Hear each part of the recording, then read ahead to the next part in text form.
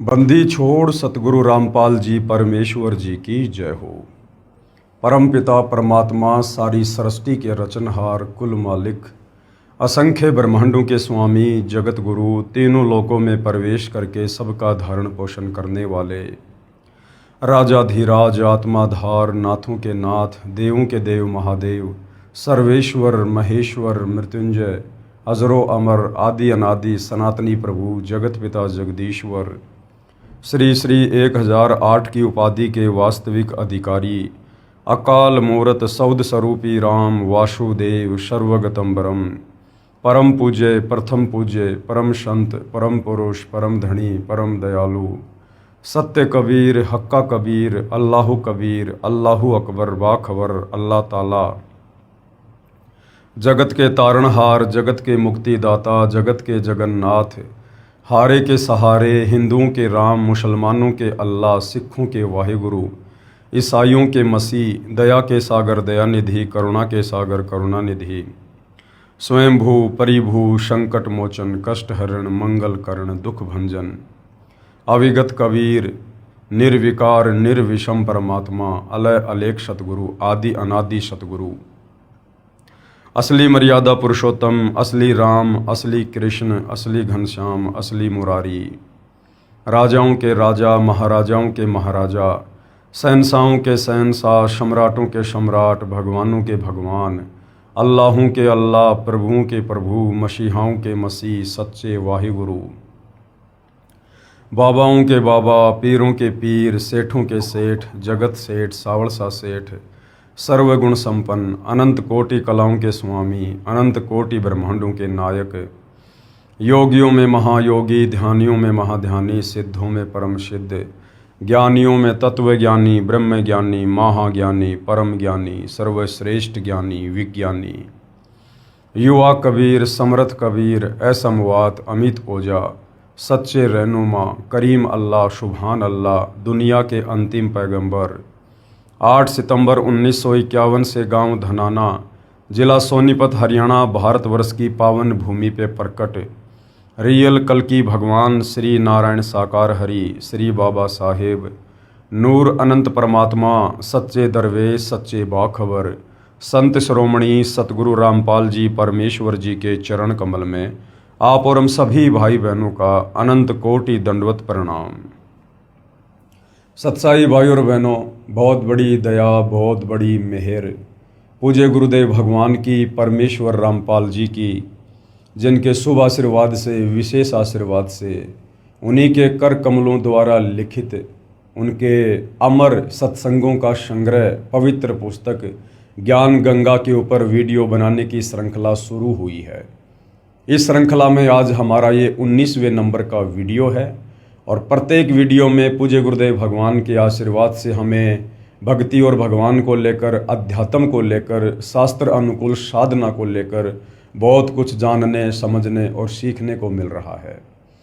भाई और बहनों, ये पवित्र आध्यात्मिक पुस्तक ज्ञान गंगा जो सर्व धर्मों के सर्व पवित्र धर्मशास्त्रों के ज्ञान से प्रमाणित है, इस पवित्र पुस्तक ज्ञान गंगा में हिंदुओं के चारों वेद गीता जी 18 पुराण, मुसलमान भाइयों की 4 कतेब तौरात जबूर इंजिल कुरान शरीफ कुरान मस्जिद, सिख भाइयों का वाहिगुरु और ईसाइयों की बाइबल से प्रमाणित ज्ञान है।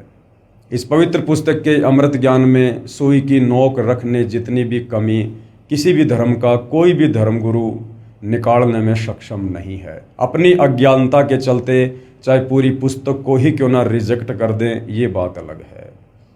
तो भाई और बहनों, यदि इस कलयुग की बिचली पीढ़ी में मोक्ष के प्राइम टाइम में यदि आत्मा का कल्याण संभव है तो सिर्फ और सिर्फ पवित्र पुस्तक ज्ञान गंगा को पढ़कर ज्ञान को समझकर और इस पवित्र पुस्तक के लेखक परम संत पूर्ण ब्रह्म परमेश्वर सतगुरु रामपाल जी से उपदेश प्राप्त करके और आजीवन मर्यादा में रहकर करने से ही संभव है। तो भाई और बहनों, सबसे पहले हमने सृष्टि रचना को जानना और समझना बहुत ज़रूरी होता है, क्योंकि जिस प्रकार हम कोई मकान खड़ा करने की सोचते हैं उससे पहले हम नींव भरते हैं और नींव बहुत ही मजबूत भरते हैं। फाउंडेशन जितना मजबूत होगा मकान उतना ही दृढ़ता से सुरक्षित बनेगा। इसी प्रकार ये जो सृष्टि रचना है ये अध्यात्म की मूल है, भक्ति मार्ग का फाउंडेशन है। यदि आपको सृष्टि रचना का ज्ञान नहीं है या आधा अधूरा ज्ञान है या आपको सृष्टि रचना का ज्ञान सुनकर भी उस पर विश्वास नहीं होता है तो आप भले पूर्ण संत से उपदेश लेकर भक्ति शुरू कर दीजिए, आप जी भक्ति को सफल नहीं कर पाएंगे। और जब आप सृष्टि रचना को सुनेंगे, पढ़ेंगे और फिर सर्वधर्मों के पवित्र धर्मशास्त्रों से उसको प्रमाणित होता हुआ देखेंगे तो फिर आपके मन में किसी भी प्रकार की शंका की गुंजाइश नहीं रह जाएगी। तो भाई और बहनों, यदि आवश्यकता है तो सिर्फ सतगुरु रामपाल जी के प्रवचन सुनने की या उनके द्वारा लिखित पवित्र पुस्तकों को पढ़कर समझने की। उसके बाद मोक्ष का रास्ता जो आज से पहले पहाड़ से भी ज़्यादा भारी था, अब आपके लिए पहली कक्षा का कायदा बन जाएगा। यदि कुछ प्राप्त करना सबसे ज़्यादा आसान है तो केवल मोक्ष है। कब? जब हमें ज्ञान समझ में आ जाएगा और हमें विश्वास हो जाएगा कि सतगुरु रामपाल जी हमें जो सूक्ष्म ज्ञान दे रहे हैं, जो तत्व ज्ञान दे रहे हैं, जो सृष्टि रचना उन्होंने बताई है और सर्व धर्मों के पवित्र धर्मशास्त्रों से प्रमाणित करके दिखाई है, उसके बाद भाई और बहनों मोक्ष में किसी प्रकार की कोई संशय नहीं है। और ये मनुष्य जन्म हम केवल मोक्ष प्राप्ति के लिए ही मिलता है। बाकी 184 योनियां हैं, आप जी देख सकते हैं। जितनी बुद्धि परमेश्वर ने सोचने समझने की, तर्क वितर्क की, सलाह मशवरे की, आत्मचिंतन की, मंथन की हम मनुष्यों को दी है, अन्य 184 योनियों में किसी भी पशु पक्षी कीट पतंग को प्राप्त नहीं है। क्योंकि 84 लाख योनियां भोगने के बाद परमेश्वर हमें एक मनुष्य जन्म उपलब्ध करवाते हैं और इस मनुष्य जन्म का मुख्य मकसद होता है पूर्ण संत की तलाश करके, उनसे उपदेश प्राप्त करके, उनकी भक्ति करके और इस काल के 21 ब्रह्मांड से बाहर निकलकर शतलोक जाने के लिए हमें ये अनमोल मनुष्य चोला मिलता है। और यदि हमने इस मनुष्य जन्म को प्राप्त करके, जो बहुत ही अनमोल है, बहुत कीमती है, यदि हमने मोक्ष प्राप्त नहीं किया, जन्म मरण के चक्कर से बाहर नहीं निकले, 184 योनियों की पीड़ाओं से बाहर नहीं निकले, तो भाई और बहनों फिर इस प्रकार की पीड़ाएं हमें अनंत युगों के लिए फिर से यही काल के 21 ब्रह्मांडों में भोगनी पड़ेगी। तो मनुष्य जन्म प्राप्त करके भी यदि किसी ने अपनी आत्मा का कल्याण नहीं करवाया तो संत भाषा में कहते हैं कि धिक्कार है उसकी माता को जिससे उसका जन्म हुआ। तो भाई और बहनों, आप सतगुरु रामपाल जी के ज्ञान को YouTube पर सत्संग सुनकर या फिर पवित्र पुस्तक ज्ञान गंगा को गूगल से डाउनलोड करके PDF के रूप में पढ़िएगा, या सतगुरु रामपाल जी के सत्संग और पुस्तकें पढ़ने के लिए आप उनकी वेबसाइट www.jagatgururampalji.org पर भी सर्च कर सकते हैं। तो भाई और बहनों, इस पवित्र पुस्तक पर 18 वीडियो बन चुके हैं। आज हमारा ये 19वें नंबर का वीडियो है। हमने सृष्टि रचना के विषय में जाना, समझा। उसके बाद सर्व धर्मों के पवित्र धर्मशास्त्र उस सृष्टि रचना को प्रमाणित कर रहे हैं। इसको देखकर सुनकर हमारे को दृढ़ विश्वास हुआ। और उसके बाद जिन जिन महापुरुषों को कबीर परमात्मा स्वयं सतलोक से चलकर पृथ्वी पर प्रकट होकर तत्वदर्शी संत या जिंदा बाबा के रूप में मिले, उनको अपना ज्ञान समझाया, सृष्टि रचना से परिचित करवाया, उनकी आत्मा को शरीर से निकालकर सतलोक लेकर गए, सर्व ब्रह्मांडों से परिचित करवाया, उनका ज्ञान योग खोला। और उन महापुरुषों ने फिर नीचे पृथ्वी पर आकर अपने ग्रंथ लिखे और परमेश्वर की महिमा का बखान किया। इससे भी हमारे को दृढ़ विश्वास हुआ। और उसके बाद हमने पढ़ा कि किस प्रकार वो कबीर परमात्मा सतलोक से चलकर आप और हम आत्माओं के आत्म कल्याण के लिए, काल के बंधन से छुड़वाने के लिए चारों युगों में आते हैं। सतयुग में परमात्मा सतसुकृत ऋषि के नाम से प्रकट हुए, त्रेता में मुनिंदर ऋषि के नाम से, द्वापर में करुणामय ऋषि के नाम से और कलयुग के प्रथम चरण में कबीर नाम से प्रकट होकर आप और हमें यही ज्ञान समझाया करते थे जो आज सतगुरु रामपाल जी हमें समझा रहे हैं। तो भाई और बहनों, इससे हमारा विश्वास बढ़ेगा और भक्ति में हमारी रुचि बनेगी। तो भाई और बहनों, जब ऐसे परम संत इस धरती पर आते हैं, प्रकट होते हैं, हम आत्माओं के उपकार के लिए, हमारे उद्धार के लिए, और यदि फिर उन संतों के साथ बेअदबी की जाती है या उनके साथ ईर्ष्या रखी जाती है, घृणा की जाती है, तो फिर वो आत्माएं किस कदर परमात्मा के दरबार में दंड का भागी बनती है। आज हम इस विषय को लेकर जो इस पवित्र पुस्तक में लिखा हुआ है, जो टॉपिक है संत सताने की सज़ा, आज हम इसके ऊपर विचार करेंगे और समझेंगे और हम किसी भी संत का अनादर करने से बचेंगे ताकि हमारे पाप कर्म बढ़ने से बचें और हम परमात्मा के दंड के भागी बनने से भी बचें। तो पवित्र पुस्तक ज्ञान गंगा पेज नंबर 131 है। आज का टॉपिक है संत सताने की सजा। जो संत दुनिया के उपकार के लिए, उद्धार के लिए जगत के तारणहार बनकर यहाँ पर प्रकट होते हैं, और यदि उन संतों के साथ में बेअदबी की जाती है, उनको ना पहचान कर या फिर काल प्रेरणा से लोगों के या अज्ञानी धर्मगुरुओं के बहकावे में आकर फिर उन आत्माओं को किस कदर सज़ा भोगनी पड़ती है, तो आप और हमें सचेत करने के लिए परमेश्वर जी ने अपनी पवित्र पुस्तक ज्ञान गंगा में ये सब कुछ लिखा है। आदरणीय गरीबदास साहिब जी का जन्म पावन गांव छुडानी, जिला झज्जर में श्री बलराम जी धनखड़ के घर हुआ। हालांकि भाइयों और बहनों, आदरणीय गरीबदास जी कोई सामान्य व्यक्ति नहीं थे, किसी माँ के गर्भ से जन्म लेकर आए हुए कोई साधारण व्यक्ति नहीं थे। वे स्वयं कबीर परमेश्वर थे, कबीर भगवान थे, सारी सृष्टि के मालिक थे। आप और हम आत्माओं को जो इस काल के जाल में फंसी हुई हैं, इन्हें समझाने के लिए समय समय पर तरह तरह की भूमिका करते हुए धरती पर प्रकट होते रहते हैं। तो भाइयों और बहनों, आदरणीय गरीबदास जी स्वयं कबीर भगवान थे, कबीर परमात्मा थे, और उन्होंने एक लीला की, एक साधारण से परिवार में आने की, एक मुंह बोले माता पिता को बनाकर लीला करने की, ताकि आगे चलकर वे हमें अध्यात्म के विषय में कुछ बता सकें और हमारी आत्मा का उद्धार कर सकें।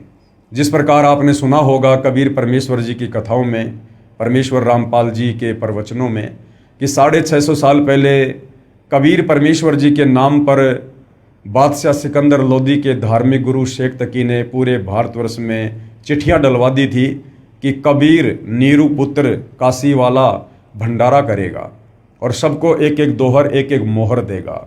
18 लाख व्यक्ति, साधु संत महात्मा बनारस में इकट्ठे हो गए और उस समय कबीर परमेश्वर जी ने एक लीला की, अपना ही एक दूसरा रूप बनाया केशव बंजारे का, और उस भंडारे में आकर बैठ गए और सारी व्यवस्था 18 लाख लोगों के लिए पल भर में कर दी। भंडारा शुरू हो गया। उसके बाद लोग पूछने लगे कि ये भंडारा किसने शुरू किया है, तो बताया कि कबीर जी के पगड़ी बदल एक मित्र हैं, उनके लंगोटिया मित्र हैं, उन्होंने ये भंडारा शुरू किया है। अब भाइयों और बहनों, थे स्वयं कबीर परमात्मा ही जो केशव बंजारा का रूप बनाकर और वहाँ पर सारी व्यवस्था भंडारे की कर रहे थे, लेकिन उन्होंने अपने आप को छुपाया। और जब उनसे पूछा गया दिल्ली के बादशाह सिकंदर लोदी के द्वारा कि आप कौन हैं और कबीर जी के क्या लगते हैं, तो केशव बंजारे के रूप में कबीर परमेश्वर ने कहा कि मैं उनका पगड़ी बदल यार हूँ, और उन्होंने मेरे पास में एक छोटी सी चिट्ठी भेजी थी कि एक छोटा सा भंडारा है, कुछ व्यवस्था करनी है, आप जी सामान लेकर आ जाना। तो भाइयों और बहनों, इसी प्रकार आज से 300 साल पहले कबीर परमात्मा सतलोक से चलकर पहले आदरणीय गरीबदास जी के रूप में सांसारिक दिखावे में लोगों की चरम दृष्टि को धोखा देते हुए कि ये तो माँ के गर्भ से जन्म लेकर आए हैं, इस प्रकार से परमेश्वर सूक्ष्म रूप में, शिशु रूप में प्रकट होकर अपनी लीला शुरू कर देते हैं। और जब ये परमेश्वर लीला में आयु में 10 वर्ष के हो जाते हैं, उसके बाद वही कबीर परमात्मा अपना दूसरा रूप बनाकर जिंदा बाबा वाला सतलोक से प्रकट होते हैं और फिर आमने सामने बातें होती हैं। ये सारा का सारा खेल, ये सारी की सारी लीला, ये डबल रोल आप और हम आत्माओं को अध्यात्म को समझाने के लिए परमेश्वर जी ने किया। तो आदरणीय गरीबदास जी को ये तत्व ज्ञान हो जाने के बाद फिर हम ये नहीं कह सकते कि उनका जन्म हुआ था। वे प्रकट हुए थे और परमेश्वर प्रकट ही होते हैं, क्योंकि वो उस समय सतगुरु की भूमिका में थे। और कहते ना सतगुरु जननी जने जाके माना बाप, पिंड ब्रह्मंड से रहित है ना वहाँ तीनों ताप। तो आदरणीय गरीबदास साहिब जी का प्राकाटे पावन गांव छुडानी, जिला झज्जर में श्री बलराम जी धनखड़ यानी जाट जाति से थे, उनके घर पर हुआ। आप जी को पूर्ण ब्रह्म कबीर परमेश्वर यानी कबीर देव सतलोक यानी जिसको रित धाम भी कहते हैं, वहाँ से चलकर सन 1727 में सह शरीर आकर मिले थे। तथा आप जी के शरीर को, आप जी के यहाँ पर जीव लिखा हुआ है, हम परमेश्वर के शरीर के लिए जीव शब्द का प्रयोग नहीं कर सकते हैं, क्योंकि परमेश्वर जीव रहित होते हैं, उनका नूरी शरीर होता है, तेजपुंज का शरीर होता है। तो एक साधारण सी लीला करते हुए लोग दिखावे में तो हम यही कहेंगे कि उनके जीव को शतलोक लेकर गए, लेकिन वास्तविकता कुछ और है जो आपको बता दी गई है। तथा आप जी के जीव को शतलोक लेकर गए थे। पीछे से परिवारजनों ने गरीबदास जी को मृत जानकर चिता पर रख दिया था। उसी समय कबीर देव ने आप जी का जीव वापस शरीर में प्रविष्ट कर दिया। उसके पश्चात आदरणीय गरीबदास जी भी परम पूज्य कबीर देव, कबीर परमेश्वर की आंखों देखी महिमा जन जन को सुनाने लगे। जो भी दुखी प्राणी आप जी से उपदेश प्राप्त करता वही सुखी हो जाता।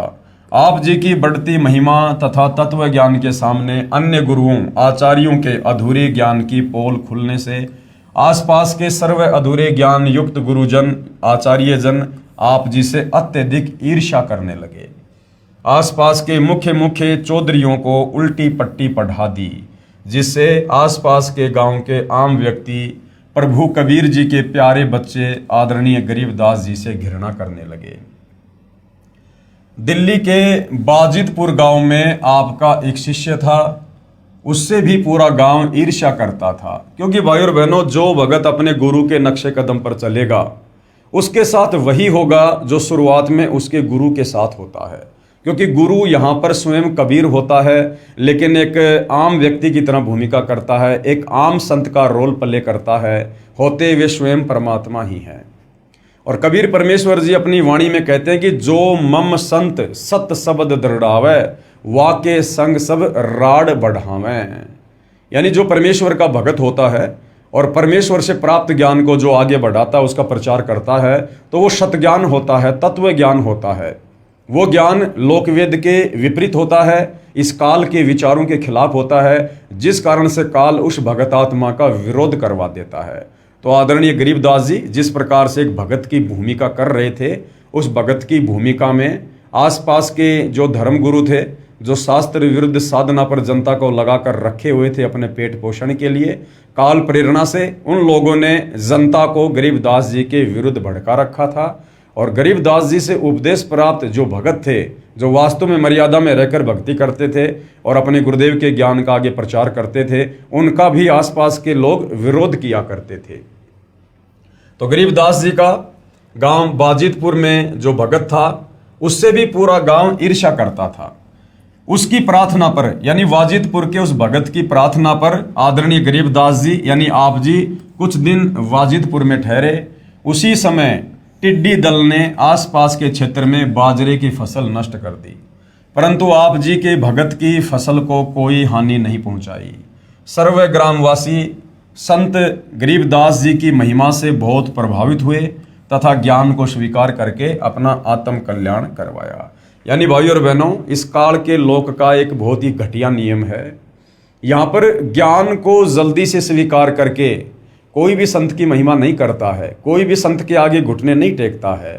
कब टेकता है? या तो कोई चमत्कार देखता है, या फिर उसके खुद के घुटने टूट लेते हैं हर प्रकार से, फिर वो दुखी होकर संत के सामने घुटने टेकता है। तो वैसे तो बाजिदपुर गांव के लोग संत गरीबदास जी के भगत से भी ईर्ष्या करते थे, लेकिन जब गांव की बाजरे की फसल को टिड्डी दल ने नष्ट कर दिया और संत गरीबदास जी के भगत की फसल को जरा भी नुकसान नहीं पहुंचा, तो इस चमत्कार को देखकर कि भाई वास्तव में इसके गुरु में कोई शक्ति है, और पूरा गांव गरीबदास जी के आगे नतमस्तक हो जाता है। आप जी के आदेश से आपके भगत ने उस बाजरे को पूरे गांव में बांट दिया तथा गरीबदास जी के बार बार मना करने पर भी कुछ बाजरा बैलगाड़ी में डाल दिया। अब भाई और बहनों, आप और हमने शिक्षा लेनी है। यहाँ पर गरीबदास जी का जो भगत था बाजिदपुर का, जो बाजरा बच गया था, उन्होंने गरीबदास जी से प्रार्थना की कि हे गुरुदेव, कुछ बाजरा आप जी छुड़ानी लेकर जाइए। लेकिन गरीबदास जी ने बार बार मना किया। मना करने के बावजूद भी भगत जबरदस्ती करने लगा। भाई और बहनों, ये गलती उस समय वो आत्मा कर सकती थी, क्योंकि उस समय भक्ति का कंप्लीट कोर्स, कंप्लीट मूल ज्ञान, कंप्लीट सृष्टि रचना गरीबदास जी ने किसी को भी नहीं बताई थी, क्योंकि वो समय नहीं था।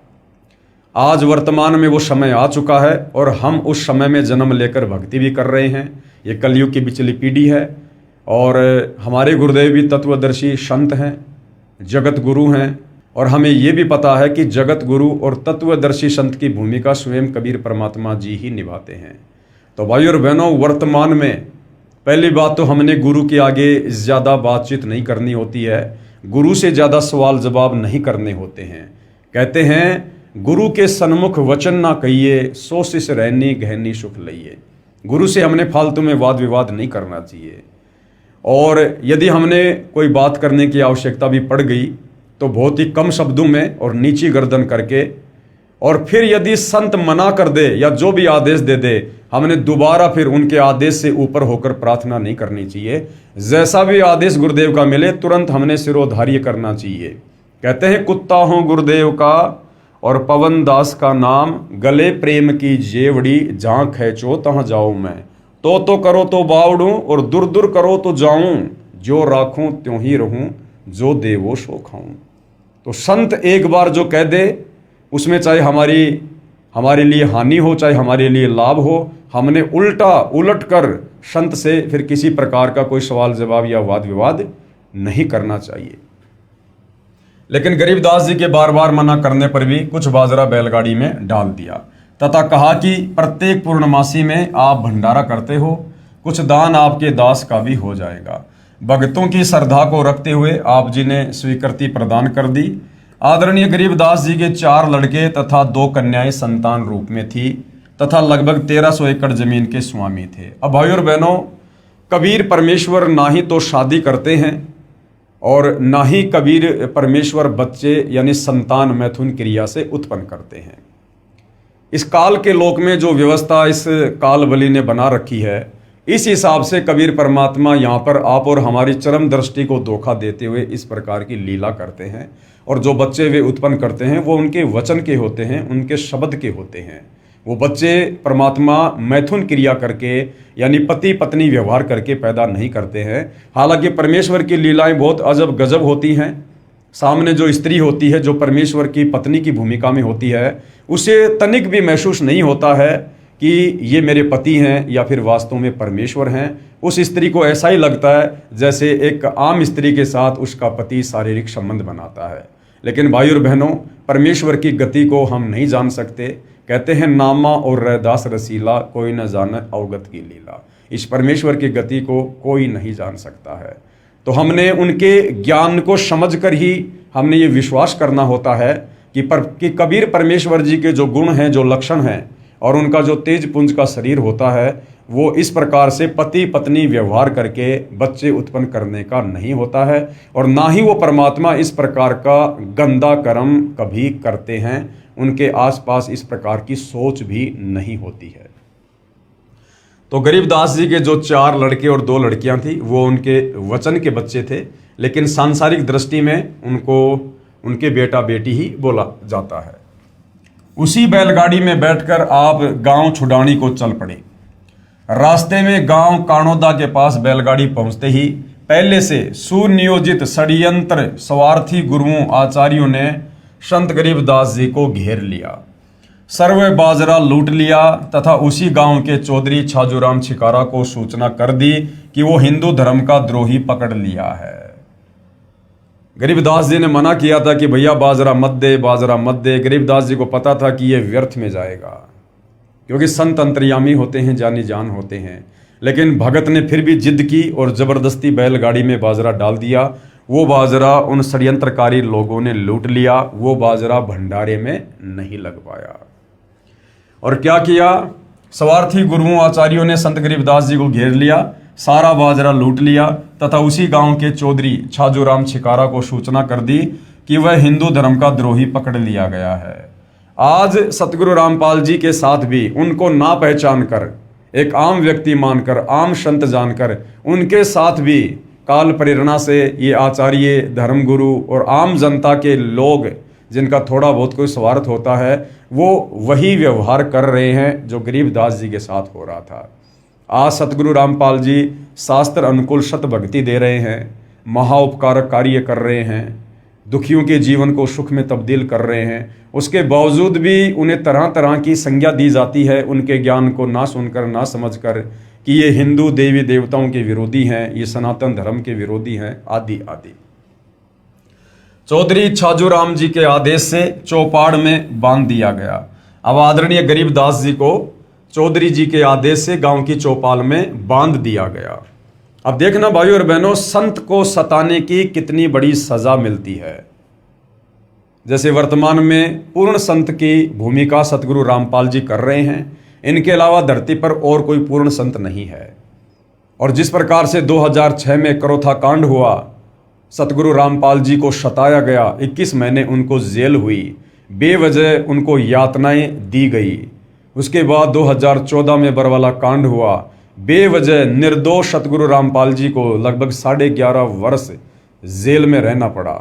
तो भाइयों और बहनों, जिन जिन लोगों ने संत को सताने में अपनी अपनी प्रत्यक्ष या अप्रत्यक्ष भूमिका निभाई है, उन लोगों को समय आने पर जिस प्रकार से आगे चलकर गरीबदास जी को सताने वाले सजा भोगेंगे, इस प्रकार से उन लोगों को भी वो सजा भोगनी ही पड़ेगी। चौधरी छाजूराम जी को सरकार की तरफ से कुछ कानूनी अधिकार प्राप्त थे। 6 महीने की सजा और 500 रुपये जुर्माना तथा महादोषी को काठ में बंद करना आदि सम्मिलित थे। काठ में बंद करना मतलब एक विशेष प्रकार की सजा थी जिसमें बहुत ज्यादा पीड़ा होती थी। तो चौधरी छाजूराम जी को सरकार की तरफ से ये 3 प्रकार की सजा देने का अधिकार था। यानी 6 महीने की सजा, 6 महीने तक वो किसी को भी जेल में डलवा सकते थे। 500 रुपये का जुर्माना लगा सकते थे, उस समय 500 रुपये समझो आज के 5 लाख रुपए। तथा महादोषी को, यानी जिसने कोई बहुत बड़ा दोष कर दिया हो, उस अपराधी व्यक्ति को काठ में बंद करना आदि आदि सम्मिलित थे। उन धर्म के अज्ञानी ठेकेदारों यानी गुरुओं आचार्यों द्वारा पहले से उल्टी पट्टी पढ़े चौधरी छाजूराम छिकारा जी ने उस परम आदरणीय गरीबदास जी महाराज को काठ में बंद कर दिया। यानी गरीबदास जी को जो भयंकर जो सजा थी, जिससे पीड़ा होती थी, वो उन नादान धर्मगुरुओं ने काल प्रेरणा से उस भोले वाले व्यक्ति चौधरी छाजूराम को बहका कर फुसला कर गरीबदास जी को वो वाली सजा दिलवा दी। काठ में बंद करना एक प्रकार की कठिन कारागार की सजा थी। दोनों पैरों के घुटनों से ऊपर 2 काठ के मोटे डंडे बांधकर दोनों हाथों को पीछे बांध दिया जाता था, जिस कारण व्यक्ति बैठ नहीं सकता था। जैसे कि मुर्गा बना दिया जाता है ना, उस स्थिति में वो पीड़ा दी जाती थी तथा पीड़ा बहुत होती थी और पैर सूज जाते थे। बैलगाड़ी वाला खाली गाड़ी लेकर गांव बाजिदपुर वापस चला गया, जो गांव कानोदा से लगभग 10 किलोमीटर की दूरी पर है। सूचना प्राप्त होते ही बाजिदपुर गांव के कुछ मुख्य व्यक्ति तुरंत कानोदा पहुंच गए तथा चौधरी छाजूराम जी से प्रार्थना की तथा बहुत समझाया कि ये आम व्यक्ति नहीं है, ये परम शक्ति संपन्न है, आप क्षमा याचना कर लो। चौधरी छाजूराम जी बहुत ही नेक आत्मा तथा बहुत ही दयालु व नम्र हृदय का व्यक्ति था, परंतु उन स्वार्थी व प्रभुता के भूखे गुरुओं आचार्यों ने उस पुण्यात्मा श्री छाजूराम छिकारा जी को झूठी कहानी सुनाकर प्रभु के प्यारे बच्चे आदरणीय गरीबदास जी के प्रति अत्यधिक गलानी पैदा कर रखी थी। यानी पूरी तरह से भड़का रखा था उन स्वार्थी धर्मगुरुओं ने, जिस कारण से चौधरी छाजूराम जी ने बिना कारण जाने ही सजा प्रारंभ कर दी। चौधरी जी ने पूछा भी नहीं कि भाई इसकी क्या गलती है। उन लोगों के इस कदर भड़काने पर तुरंत उनको सजा देना शुरू कर दी। बाजिदपुर के भक्तों की प्रार्थना पर मानकर आदरणीय गरीबदास जी को छोड़ दिया। आदरणीय गरीबदास जी साहिब जी ने कुछ नहीं कहा तथा अपने गांव छुड़ानी आ गए। ये होता है भाइयों और बहनों संतों का स्वभाव। संत न छोड़े संतता, चाहे कोटिक मिलो असंत, और पतिव्रता चूके नहीं, चाहे धर अंबर दशकंत। आदरणीय गरीबदास जी सर्व सृष्टि को रचने वाले, सर्व ब्रह्मांडों के रचयिता, जिनकी वचन शक्ति से इस काल के 21 ब्रह्मांड, अक्षर पुरुष के सात्संग ब्रह्मांड अपना कार्य कर रहे हैं। जो परमेश्वर पल भर में, क्षण भर में इस पूरी सृष्टि को नष्ट कर सकता है, पल भर में वैसा ही कर सकता है वो परमात्मा, और वो काट की सज़ा भोग रहा है और किसी प्रकार की कोई प्रतिक्रिया नहीं दे रहे हैं।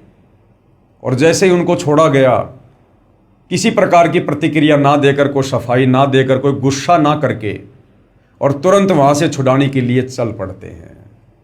भाई और बहनों, ये परमपिता परमेश्वर के स्वभाव में ही होता है, और ऐसा ही स्वभाव वो हम भक्तों का बनाने के लिए यहाँ पर आते हैं, ताकि हम सतलोक के योग्य बन सके, क्योंकि सतलोक में सभी आत्माओं का स्वभाव ऐसा ही होता है। आज वर्तमान में देख लीजिए आप सतगुरु रामपाल जी को। सन 2006 में करोथा कांड हुआ, करोथा आश्रम को तहस नहस कर दिया गया। संत रामपाल जी को लगभग 21 महीने के लिए रोहतक की जेल में डलवा दिया गया, परंतु सतगुरु रामपाल जी ने किसी के ऊपर कोई आक्षेप नहीं लगाया, कोई FIR किसी के ऊपर नहीं की। उसके बाद सन 2014 में बरवाला कांड हुआ। किस प्रकार से बरवाला कांड को तहस नहस कर दिया गया, और सतगुरु रामपाल जी ने लगभग 11.5 वर्ष तक हिसार जेल में बैठकर वो समय गुजारा, लेकिन उसके बावजूद भी उन्होंने किसी के ऊपर कोई FIR नहीं की और किसी को किसी प्रकार का कोई दोष नहीं दिया।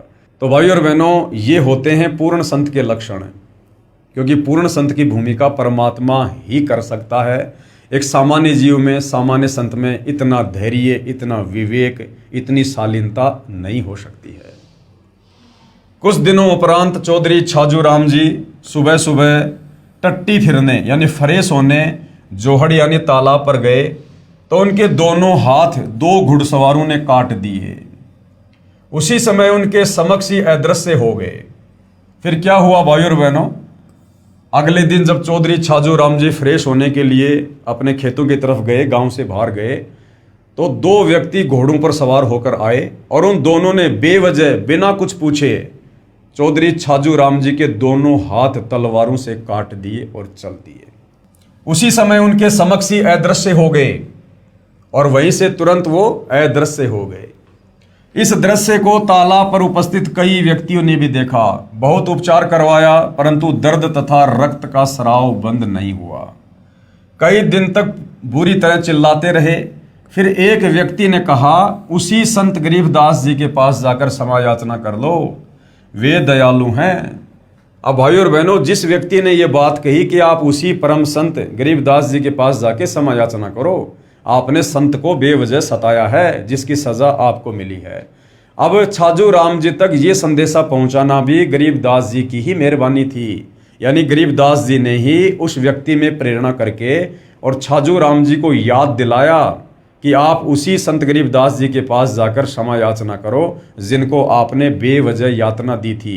ये उनको दी गई बेवजह यातना का ही कष्ट आपको भोगना पड़ा है। एक व्यक्ति ने कहा, उसी संत गरीबदास जी के पास जाकर क्षमा याचना कर लो, वे दयालु हैं। परिवारजन उस चौधरी को घोड़े पर बैठाकर छुड़ाने ले गए। श्री छाजू राम जी जाते ही आदरणीय गरीबदास जी के चरणों में गिर गए, क्षमा याचना की। संत गरीबदास जी ने आशीर्वाद दिया तथा नाम उपदेश दिया तथा आजीवन भक्ति करने को कहा।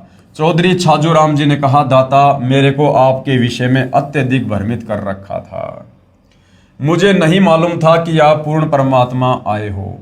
आदरणीय गरीबदास जी ने कहा, मैं पूर्ण परमात्मा कबीर साहिब कबीर देव जुलाहा का भेजा हुआ दास हूँ। और यही बात भाई और बहनों आज सतगुरु रामपाल जी कहते हैं। जब उनसे मिलकर, उनसे प्रभावित होकर या उनकी भक्ति से लाभ प्राप्त करके जब उन्हें कोई परमेश्वर या परमात्मा की संज्ञा देते हैं कि आप तो स्वयं परमात्मा आए हो, तो सतगुरु रामपाल जी बार बार कहते हैं कि मैं तो आपका सेवक हूँ, मैं तो आपका दास हूँ, मेरे को तो परमात्मा जी ने आप आत्माओं के कल्याण के लिए भेजा है। क्योंकि परम संत या महापुरुष कभी भी अपने आप को सर्वस्व सिद्ध नहीं करते हैं, बल्कि उनके उपकारों से और उनके द्वारा किए गए कार्यों से, अर्थात उनके द्वारा जो शास्त्र अनुकूल सत भक्ति दी जाती है, फिर उससे जन जन को जो आध्यात्मिक लाभ प्राप्त होता है, उससे वे स्वयं ही परमात्मा सिद्ध हो जाते हैं। उन्हीं की शक्ति से आप ठीक हुए हो। मैंने आपको कोई श्राप नहीं दिया था, आपका जो कर्म था आपको मिला है। यदि यहाँ नहीं आते तो आपके परिवार पर और भी पाप कर्म का प्रभाव था, अब वो नहीं रहेगा, क्योंकि आपने उपदेश प्राप्त कर लिया।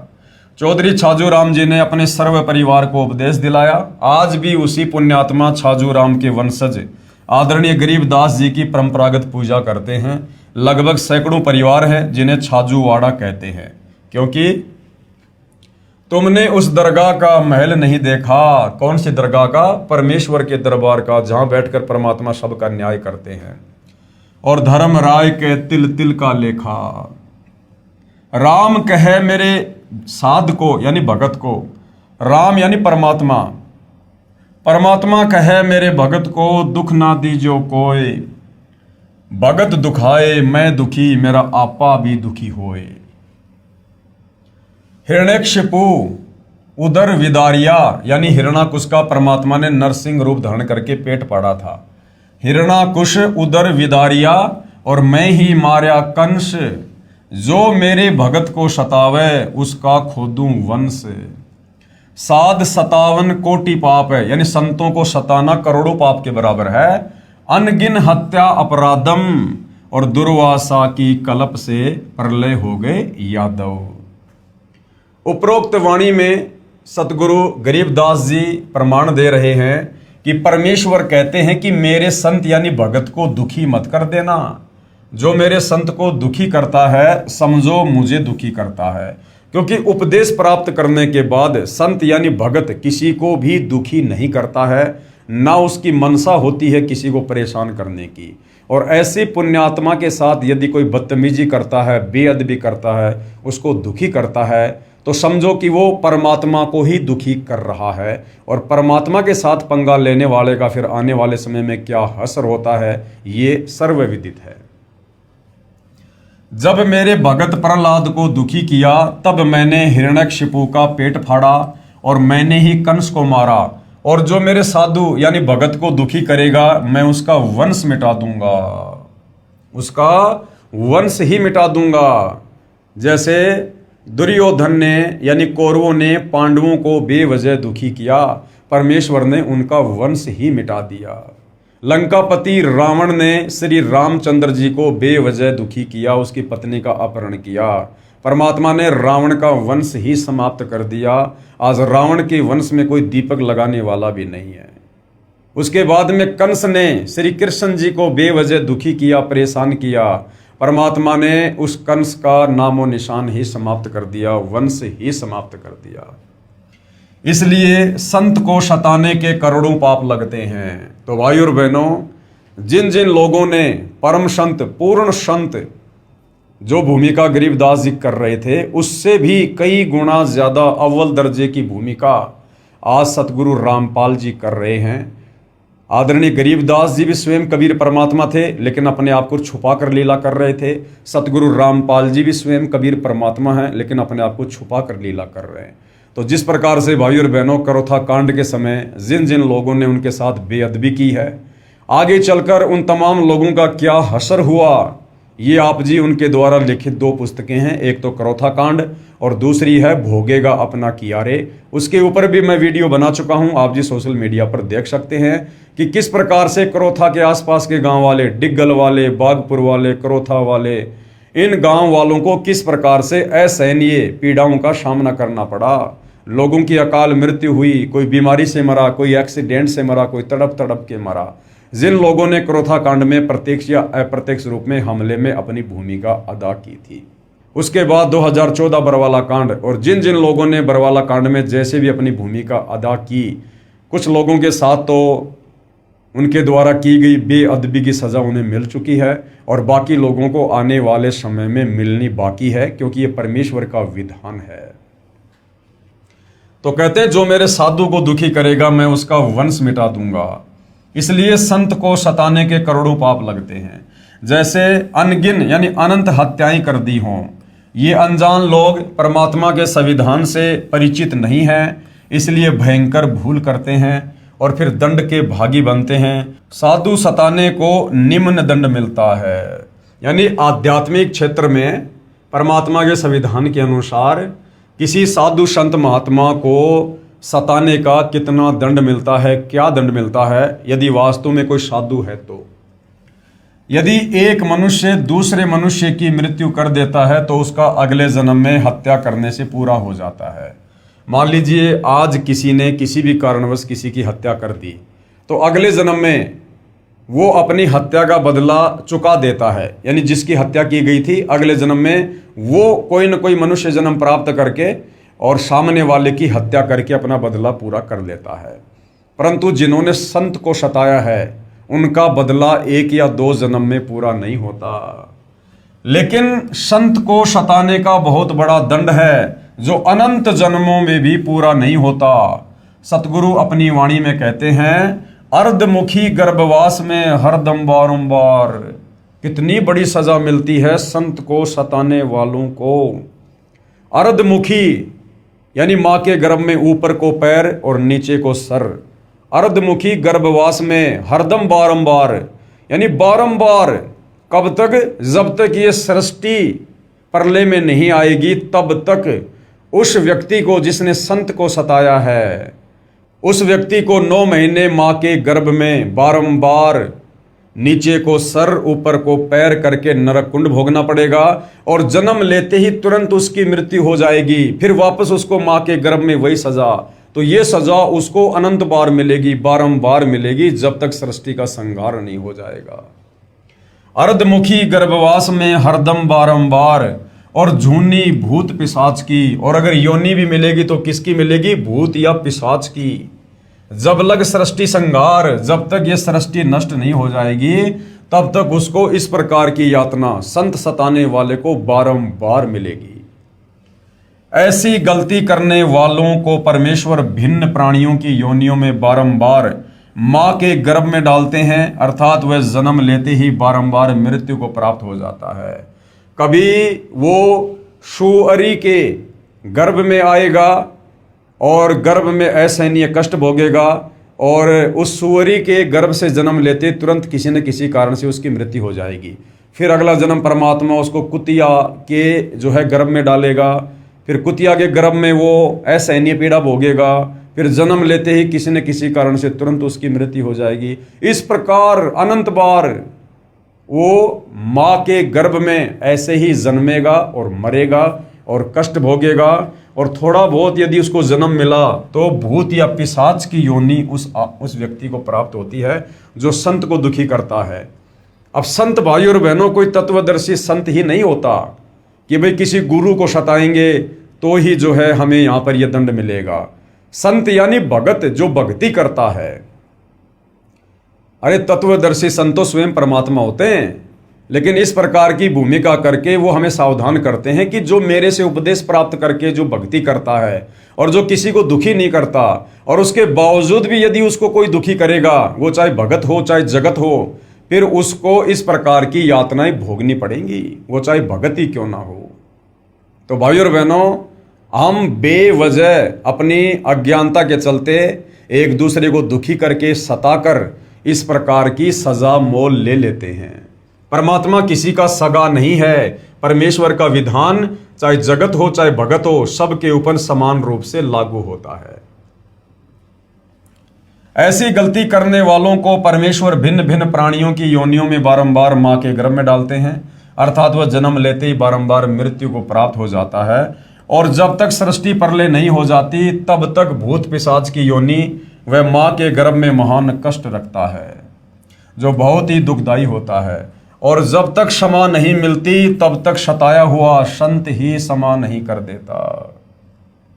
और कब तक क्षमा नहीं मिलती भाई और बहनों? जिस संत को उसने सताया है, जिस भगत को उसने दुखी किया है, जब तक वो भगत उसे माफ ना कर दे तब तक भाई और बहनों उस सताने वाले व्यक्ति को, वो चाहे जगत हो चाहे भगत हो, उसको माफी नहीं मिलती है। इस कथा को समझाने के लिए परमेश्वर हमें एक उदाहरण दे रहे हैं। एक बार दुर्वासा ऋषि ने अभिमानवश, ये दुर्वासा कौन थे? वैसे तो दुर्वासा ऋषि जो है ये सतयुग में भी होते हैं, त्रेता युग में भी होते हैं, द्वापर में भी होते हैं, क्योंकि एक प्रकार की सिद्धि होती है जिस सिद्धि से बहुत सारे चोले धारण कर लेते हैं। तो दुर्वासा ऋषि जब सतयुग में थे उस समय राजा अमरीश के साथ उन्होंने बेअदबी की थी और उसकी क्या सज़ा उनको भोगनी पड़ी थी। और द्वापर युग में यही दुर्वासा ऋषि श्री कृष्ण जी के धार्मिक गुरु भी थे। तो जब दुर्वासा ऋषि सतयुग में थे उस समय की ये कथा है। एक बार दुर्वासा ऋषि ने अभिमानवश अम्बरीश ऋषि को मारने के लिए अपनी शक्ति से एक सुदर्शन चक्र छोड़ दिया। सुदर्शन चक्र अम्बरीश ऋषि के चरण छूकर वापस दुर्वासा ऋषि को मारने के लिए दुर्वासा की तरफ ही चल पड़ा।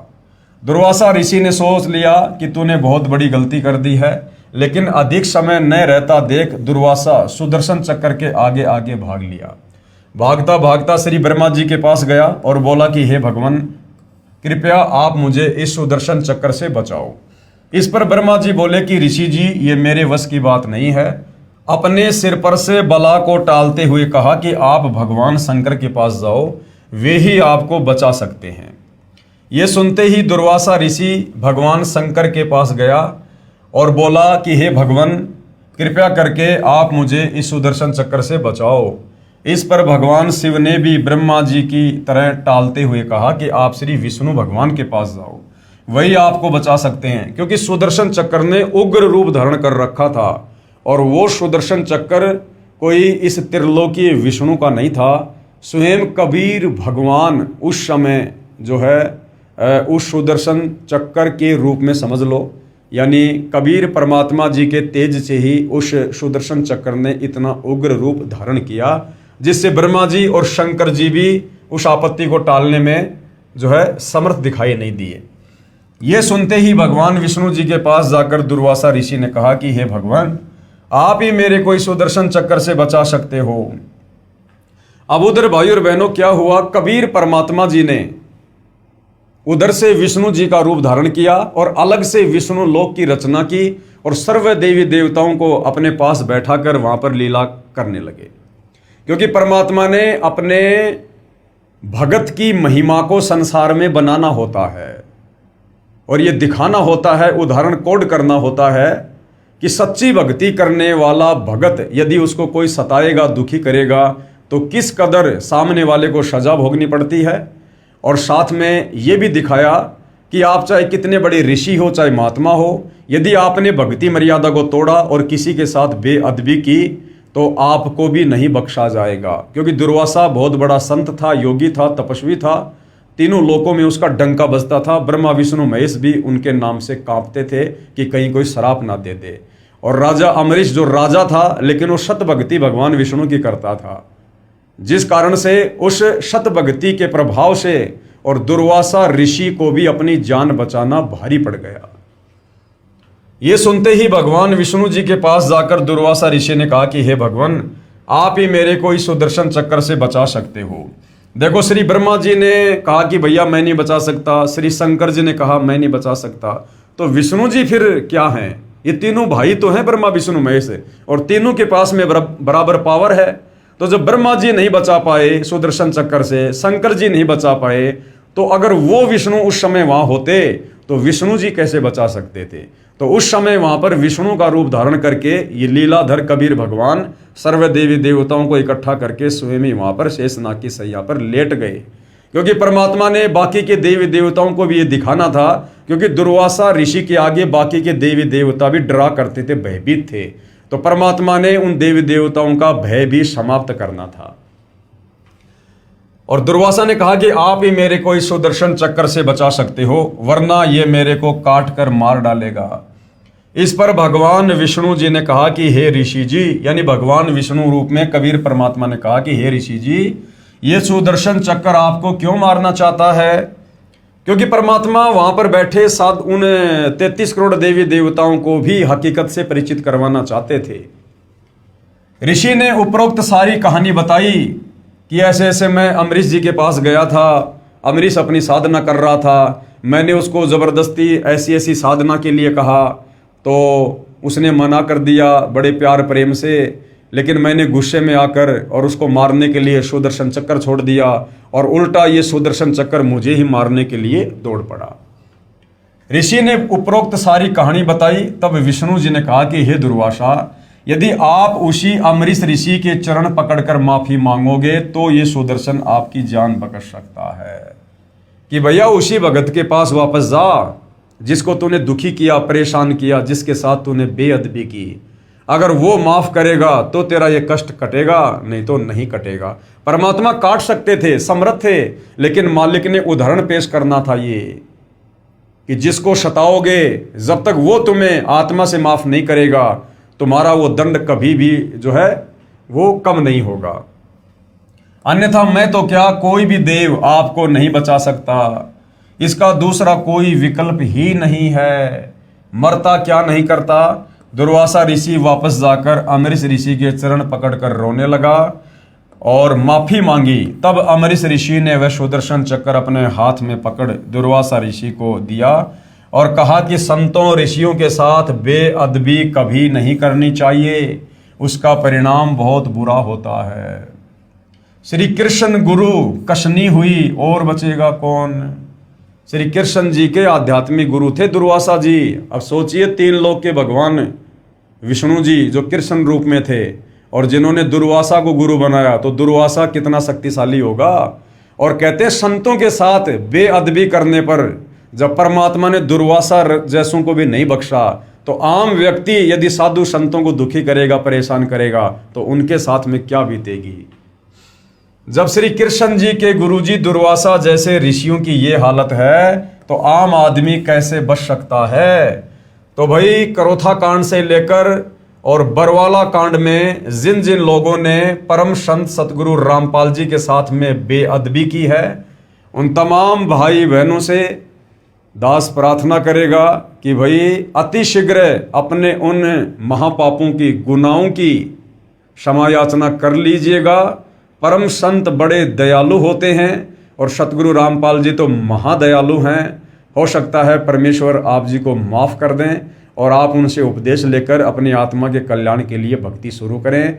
अन्यथा परम संत सतगुरु रामपाल जी ने करोथा कांड में जिन जिन लोगों ने उनके साथ बेअदबी की है, उसका परिणाम उन्होंने परमात्मा के विधान अनुसार बता रखा है कि समय आने पर उन लोगों को इतने लंबे लंबे कीड़े पड़ेंगे, इतने लंबे लंबे कीड़े। तो भाई और बहनों, अभी समय है, परमात्मा धरती पर है और संत के धरती पर रहते सहते यदि उनको प्रसन्न किया जाए, उनसे माफ़ी मांगी जाए, तो हो सकता है आप उस दंड की सजा से बच सकते हो। अन्यथा साध वचन पलटे नहीं, चाहे पलट जाएं ब्रह्मांड। उसके बाद भाई और बहनों, ये पवित्र पुस्तक ज्ञान गंगा पेज नंबर 135। अभी तक हमने अध्यात्म के विषय में जो भी कुछ जाना है इस पवित्र पुस्तक से, सृष्टि रचना से लेकर भक्ति और भगवान की परिभाषा, उसके बाद सर्व धर्मशास्त्रों ने इस भक्ति को प्रमाणित किया है, सृष्टि रचना को समर्थन दिया है। जिन जिन संत महापुरुषों को कबीर परमात्मा सतलोक से चलकर आकर मिले, उन्होंने भी उनकी महिमा गाई है। और भी बहुत प्रकार से हमने इस आध्यात्मिक ज्ञान को समझा है और हमें विश्वास हुआ है।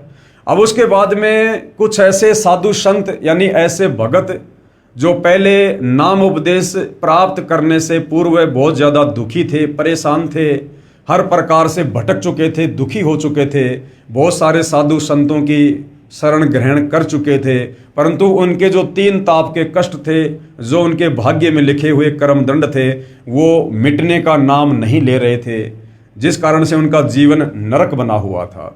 और जैसे उनको परम संत सतगुरु रामपाल जी के विषय में पता चला, उन्होंने उनसे उपदेश प्राप्त किया और उनकी भक्ति शुरू की। और किस प्रकार से फिर आगे चलकर परमेश्वर ने उनके कर्म दंड के कांटे निकालने शुरू किए और उनका जीवन सुखी हुआ।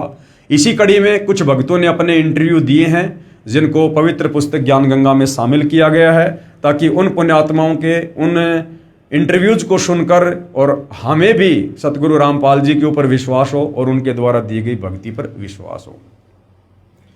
विषय है भटकों को मार्ग, यानी जो भटक रहे थे परमात्मा प्राप्ति के लिए, लेकिन कहीं उनको शास्त्र अनुकूल साधना मिल नहीं रही थी, कोई सच्चा संत मिल नहीं रहा था, फिर उनको आगे चलकर किस प्रकार से सच्चा मार्ग मिलता है। भटकों को मार्ग विषय। भगत समाज प्रभु की वास्तविक भक्ति से कोसों दूर है। यानी जो भगत समाज है, केवल भारत देश का नहीं, पूरे विश्व का, जिस देश में वहाँ के धर्मगुरुओं के द्वारा जो भी भक्ति साधना करवाई जाती है, वो शास्त्रों के विरुद्ध है और उस शास्त्र विरुद्ध साधना को करने के चलते गीता अध्याय 16 श्लोक नंबर 23 और 24 के अनुसार हम भगवान की भक्ति से होने वाले लाभ प्राप्त नहीं कर सकते हैं, जिस कारण से भक्ति करते करते भी भगत समाज दुखी रहता है।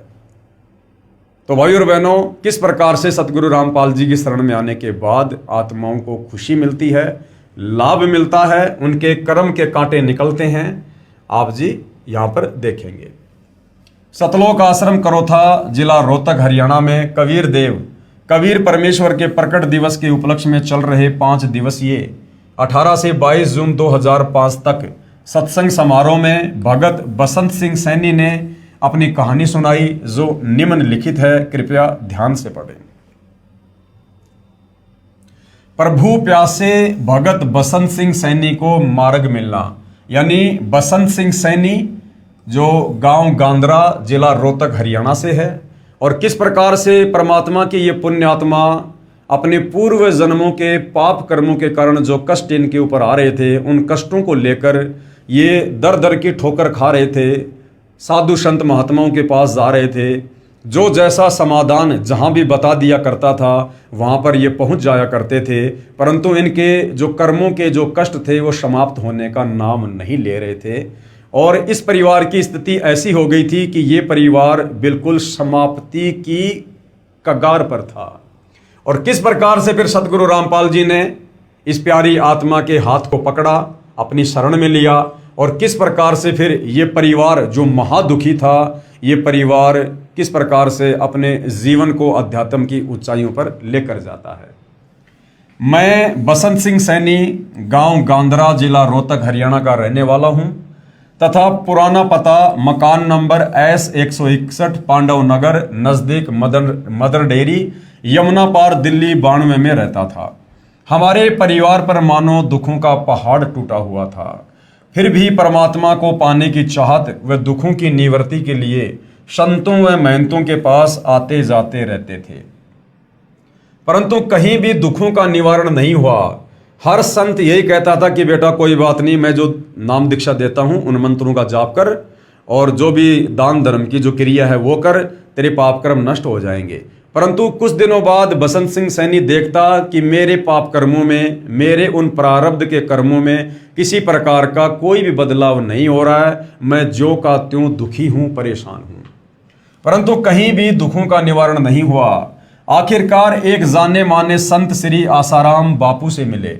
उस समय आसाराम जी की संगत दिल्ली में लगभग 1000 थी, जिसके कारण बहुत नजदीक से मिलने का मौका मिला। यानी बसंत सैनी जी को आसाराम जी से आमने सामने बैठकर बातचीत करने का मौका मिला। हमने अपने दुख व परमात्मा पाने की जिज्ञासा उनके सामने रखी। उन्होंने हमें 7 मंत्र दिए, ओम गुरु हरि ओम, ओम ए नमः, ओम नमो शिवाय, ओम नमो भगवते वासुदेवाय ही रामाय नमः व गायत्री मंत्र इत्यादि, जिनमें से एक छांटने के लिए कहा और एक सोहम मंत्र जो श्वास के द्वारा सो अंदर व है बाहर निकालकर जाप के लिए कहा गया। एकादशी व पूर्णिमा का व्रत, सोमवार का व्रत व अष्टमी का व्रत करने को कहा। ज्यादा से ज्यादा त्रिबंध प्राणायाम व सिद्धासन में बैठकर ध्यान लगाना व अनुष्ठान करना बताया। हमने मंत्र लिया तथा अपने दुख उनके सामने रोए तथा बताया कि हमारे ताऊ जी जो 40 साल पहले मर गए थे वो बहुत बड़ा प्रेत बना हुआ है। उसने हमारे 2 भाइयों को मार दिया, 8-10 भैंसों को मार दिया, 5-6 गायों को मार दिया। पशुओं का कोई भी बच्चा जीवित नहीं रहता। घर के सभी सदस्य बीमार रहते हैं, दुख के कारण बेहाल हैं तथा किसी भी काम धंधे को नहीं चलने देता। अब कह रहा है कि आपके पिताजी को लेकर जाऊंगा। हमने बापूजी से प्रार्थना की कि हमें बचाओ, परंतु 6 महीने बाद वह प्रेत हमारे पिताजी को भी ले गया। यानी आसाराम जी से नाम उपदेश लेने के बाद 6 महीने बाद बसंत सिंह सैनी का ताऊ जो प्रेत बना हुआ था, बसंत सिंह सैनी के पिताजी को भी ले गया, अर्थात उनकी भी मृत्यु हो गई। बापूजी ने कहा कि जो हुआ वह तो होना ही था। पशु आदि व धन की हानि तथा शारीरिक बीमारी तो पाप का भोग है। जो जीव के प्रारब्ध में लिखा होता है वह तो भोगना ही पड़ता है।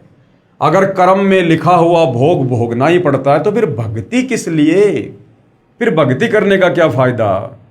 लेकिन भाई और बहनों, तत्व ज्ञान के अभाव में हम भी इन साधु संतों से ज़्यादा जुबान नहीं लड़ाया करते थे और हम ये संतोष कर लिया करते थे कि भाई जो ये कह रहे वो सत्य होगा, मेरे भाग में जो लिखा है वो तो मुझे भोगना ही पड़ेगा। और कहते थे कि आप भक्ति करते रहो, हम परमात्मा प्राप्ति के लिए लगे रहे। बापू जी के समझाने के बाद हम परमात्मा प्राप्ति के लिए पूरी श्रद्धा से लग गए तथा मैंने यानी बसंत दास ने सबसे पहले श्री आसाराम बापू आश्रम दिल्ली में 40 दिन का अनुष्ठान महंत नरेंद्र ब्रह्मचारी की सलाह से किया। इसके बाद 40 दिन के 6 अनुष्ठान आसाराम बापू आश्रम पचेड़ रतलाम मध्य प्रदेश के महंत काका जी की देख रेख में किए। उसके बाद 2 अनुष्ठान आसाराम आश्रम साबरमती अहमदाबाद गुजरात के मौन मंदिर में किए, जहां पर श्री आसाराम बापू जी से अच्छी तरह बात करने का मौका मिला। तब मैंने बापू जी से पूछा कि बापू जी, जिस परमात्मा को पाने के लिए मैं तथा सारा भगत समाज लगा हुआ है, वो परमात्मा कौन है, कैसा है तथा कहाँ रहता है, बताने की कृपया करें। ये सुनकर बापू जी ने कहा कि आप लगे रहो, सब पता चल जाएगा, और बताया कि गीता जी के 1 अध्याय का पाठ प्रतिदिन करना है और कभी मेरे दर्शनों की इच्छा हो तो एक क्रिया बताता हूं कि 3 दिन तक एक कमरे में बंद हो जाओ। कमरे में बंद होने से पहले दिन खाना पीना छोड़ दो ताकि शाम तक लैट्रिन व बाथरूम से निवृत्ति हो जाए। उसके 3 दिन तक कुछ भी खाना पीना नहीं है और उस कमरे में बैठकर बापूजी का ध्यान करना है। अरे भैया, दर्शन क्या, 3 दिन तक यदि आप किसी व्यक्ति के बारे में सोचोगे तो आपको रात को शौपन भी आने लगेंगे। तो ये बच्चों जैसी जो क्रिया है आसाराम जी ने बसंत सैनी जी को बताई। उसके 3 दिन तक कुछ भी नहीं खाना पीना, न बाहर निकलना है, कमरे में रहो, त्राटक करो। घर जाकर मैंने ये 3 बार किया परंतु बापूजी के दर्शन नहीं हुए। अनुष्ठान के समय जीवन मृत्यु से जूझकर बीमारी का सामना करना पड़ा परंतु फिर भी परमात्मा पाने के लिए लगा रहा, क्योंकि बसंत सिंह सैनी के सामने दूसरा कोई विकल्प नजर नहीं आ रहा था। उसके बाद क्या होता भाई और बहनों, परमात्मा कैसे अपनी आत्मा पर दया करते हैं, रजा करते हैं। सितंबर 2000 में सतगुरु रामपाल जी महाराज का सत्संग काठमंडी रोहतक में सुना, जिन्होंने तत्व ज्ञान के आधार पर गीता जी को समझाया। उसके बाद गीता जी का पाठ करने से मन में आने लगा कि गीता जी में भगवान क्या कह रहे हैं और बापू जी क्या बता रहे हैं। जब बसंत सिंह सैनी सौभाग्य से सतगुरु रामपाल जी की शरण में आए, यानी उनके सत्संग सुनने शुरू किए, और बापू जी के कहने पर गीता जी बसंत सिंह सैनी जी पहले पढ़ाई करते थे, तो जब सतगुरु रामपाल जी ने वास्तव में गीता जी पढ़ाई कि फला अध्याय और श्लोक हमें भक्ति और भगवान के विषय में क्या कह रहा है, तब बसंत सिंह सैनी को समझ में आने लगा कि बापूजी ने हमें गीता जी से क्या पढ़ाया था और अब सतगुरु रामपाल जी हमें वास्तव में क्या समझा रहे हैं। कहीं सचमुच हम भगवान के विरुद्ध तो साधना नहीं कर रहे हैं। सतगुरु रामपाल जी के द्वारा बताए गीता जी के अनुवाद को समझा तो अंतरात्मा रोने लगी तथा बापू जी से मिलकर ये सब शंकाएं पूछनी चाहिए। मैं बापू जी के पास गीता लेकर गया तथा गीता जी को दिखाकर सब शंकाएं पूछी, परंतु बापू जी ने किसी भी शंका का समाधान नहीं किया। मैंने बापू जी से कहा कि बापू जी, आपको परमात्मा के बारे में नहीं पता तो आप भगत समाज को अपने पास क्यों उलझा रहे हो। इस पर बापू जी मेरी तरफ घूर कर बोले कि तू क्या जाने भक्ति के विषय में। मैं उठकर रोता हुआ अपने घर आ गया। परमात्मा की प्राप्ति ना होने से तथा उलझे हुए जीवन को देखते हुए तथा हट रूपी अनुष्ठान व व्रतों के करने से शरीर काफी कमजोर हो गया और मृत्यु नजदीक दिखाई देने लगी। फिर अन्य संतों जैसे राधा स्वामी पंथ, धन धन सतगुरु श्री सतपाल जी महाराज, श्री बाल योगेश्वर जी महाराज, दिव्य ज्योति ब्रह्म कुमारी, निरंकारी मिशन, जय गुरुदेव मथुरा वाले आदि के पास भटका। अब भाई और बहनों, परमेश्वर अंतर्यामी होते हैं। सतगुरु रामपाल जी ने देखा कि अभी इस आत्मा का समय नहीं आया है कि अभी से इसको शरण में लिया जाए, क्योंकि अभी इसके मन में काल प्रेरणा से और बहुत सारी शंकाएं हैं। इसलिए बसंत सैनी ने सतगुरु रामपाल जी के सत्संग भी सुने गीता जी के ज्ञान को भी समझा, परंतु वे किसी न किसी कारणवश सतगुरु रामपाल जी पर विश्वास नहीं कर पाए। कारण ये भी हो सकता है कि सतगुरु रामपाल जी की वेशभूषा इन शास्त्र विरुद्ध जो ये साधु संत महात्मा हैं, इनकी वेशभूषा के बिल्कुल विपरीत है, सीधी सादी है, बिल्कुल सहज तरीके से वे रहते हैं और प्रवचन करते हैं। तो बसंत सैनी जी और भी बहुत सारे नामी गिरामी संत महंतों के पास गए, उनसे उपदेश लिया और अपनी शंकाओं के समाधान के साथ साथ अपने प्रारब्ध में जो कष्ट थे उनके निवारण की भी उन्होंने जो है वो प्रार्थना की, परंतु कहीं कोई समाधान नहीं हुआ। दूसरा, भाई और बहनों, सतगुरु रामपाल जी को इस बात का पता था कि अभी इस आत्मा का वो समय नहीं आया है कि इसको शरण में लिया जाए। अभी इस आत्मा की और शंकाएं रहती हैं। जब तक सभी शंकाओं का समूल समाधान नहीं हो जाता है तब तक आत्मा दृढ़ होकर भक्ति पर नहीं लग सकती है। तो हर प्रकार से सतगुरु रामपाल जी बसंत सैनी जी के मन में जो उठने वाले विचार थे उनका समाधान करवाना चाहते थे कि हर प्रकार से ये हर किसी पंथ में संत के पास घूम ले, फिर ले, भटक ले, और जब हर कहीं से इनको निराशा हाथ लगे तो फिर ये हर प्रकार से तन मन धन से दृढ़ होकर जब इस मार्ग में लगेंगे तब परमात्मा इनकी पुकार को सुनेगा। परंतु जो निर्णायक ज्ञान सतगुरु रामपाल जी महाराज ने बताया वह उपरोक्त किसी भी संत व पंथ के पास नहीं है।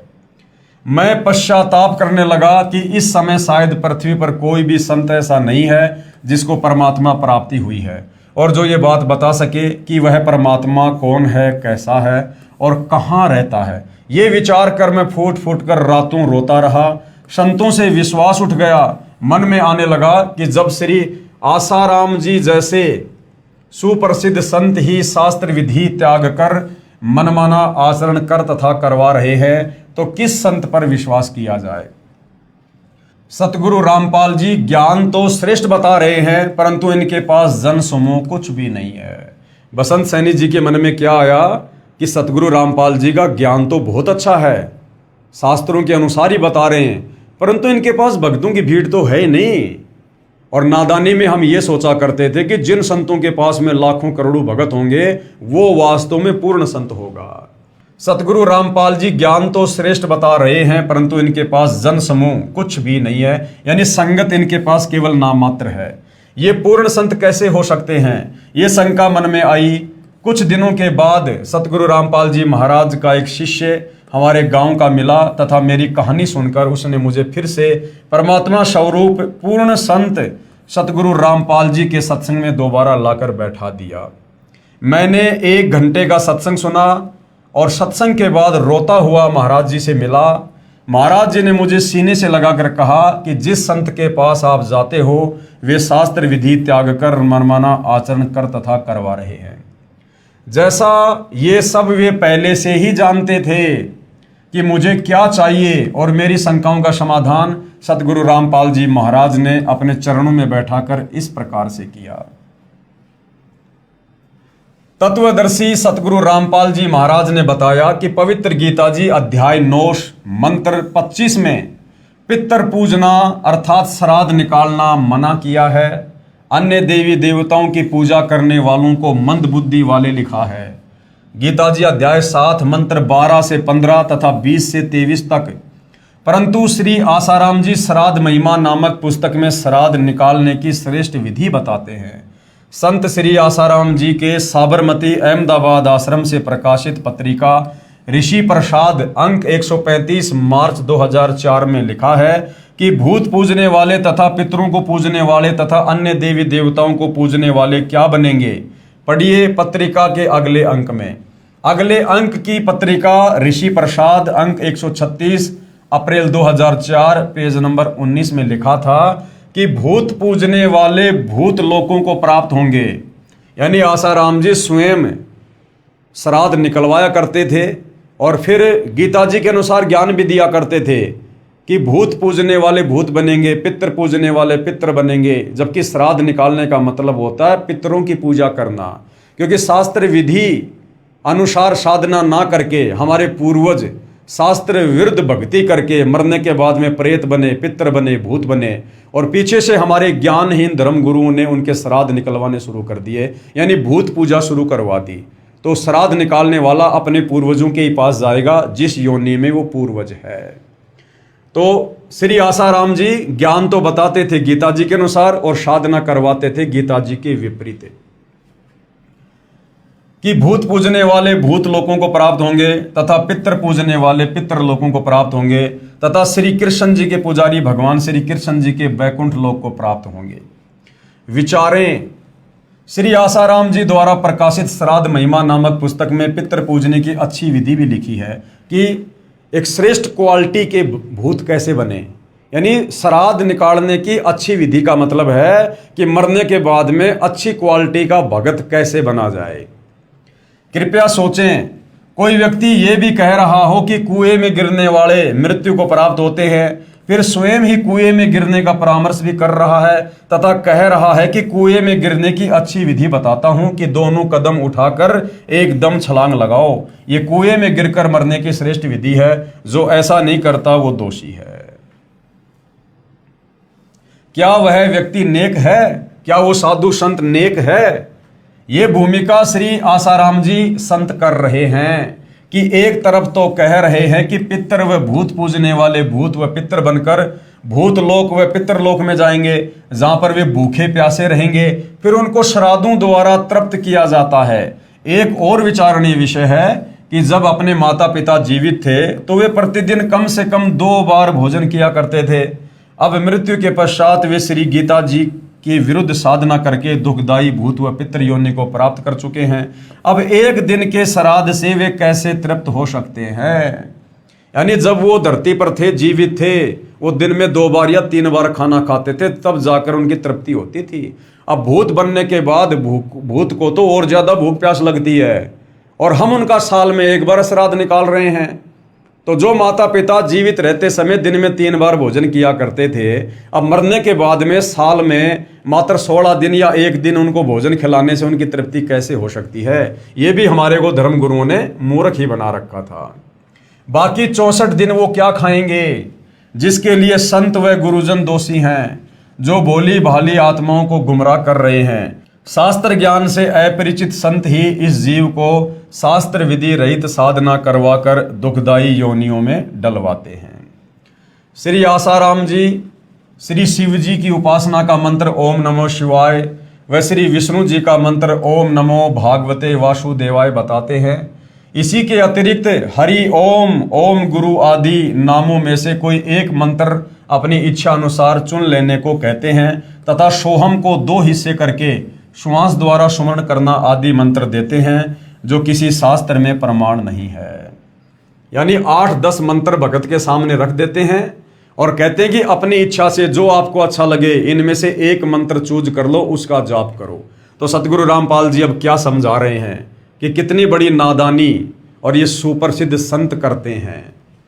विचार करें, कोई रोगी जिसके पेट में दर्द हो किसी डॉक्टर के पास इलाज के लिए प्रार्थना करे और वो डॉक्टर उसके आगे 6 प्रकार की गोलियां डालकर कहे कि जो तुझे अच्छी लगे इनमें से एक उठा ले, क्या वह वैद्य यानी डॉक्टर हो सकता है?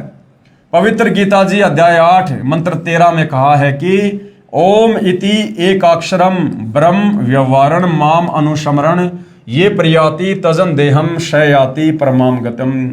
गीता ज्ञान देने वाला ये ब्रह्म काल, ब्रह्मा विष्णु महेश का पिता, दुर्गा का पति, गीता का ज्ञान देते समय श्री कृष्ण जी के शरीर में प्रवेश करके अर्जुन को कह रहा कि अर्जुन, मुझ ब्रह्म की साधना का, मुझ ब्रह्म के सुमरण का केवल एक ओम मंत्र है।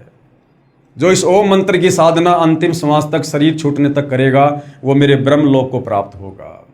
अब बताइए भाई और बहनों, श्री गीता जी 4 वेदों का संक्षिप्त सार है और 4 वेदों में जो भक्ति है वो गीता जी में है। और गीता जी में केवल ये गीता का ज्ञान देने वाला ब्रह्म एक ओम मंत्र का जाप करने की सलाह देता है कि अगर मेरे लेवल की भक्ति करनी है, मुझ काल तक की भक्ति करनी है, ब्रह्म तक की भक्ति करनी है और जन्म मनन में रहना है, लक 84 में भी जाना है, तो भाई आपने केवल एक ओम मंत्र का जाप करना होगा, नथिंग एल्स। इससे नीचे ब्रह्मा विष्णु महेश, देवी देवता, भूत पूजा, श्राद्ध, इनकी कोई भक्ति नहीं करनी।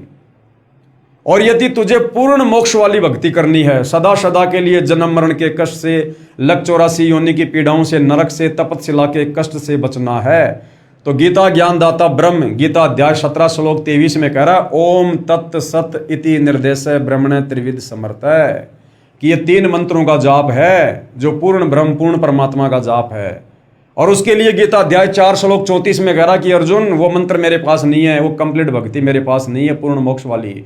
उसके लिए तू किसी तत्वदर्शी संत की खोज कर, तत्वदर्शी संत को भली भांति दंडोत प्रणाम कर, कपट छोड़कर सरलता पूर्वक व्यवहार करके उससे सवाल पूछ, तब वो तत्वज्ञानी महात्मा तुझे उस पूर्ण ज्ञान का उपदेश करेंगे। तो भाइयों और बहनों, गीता ज्ञानदाता पवित्र गीता जी अध्याय 8 श्लोक 13 में कह रहा कि भाई मेरा तो केवल एक ओम मंत्र का जाप है, जबकि आसाराम जी अपने भक्तों के आगे 6 मंत्र रख रहे हैं कि इनमें से कोई भी एक मंत्र ले लो और इसका जाप करो।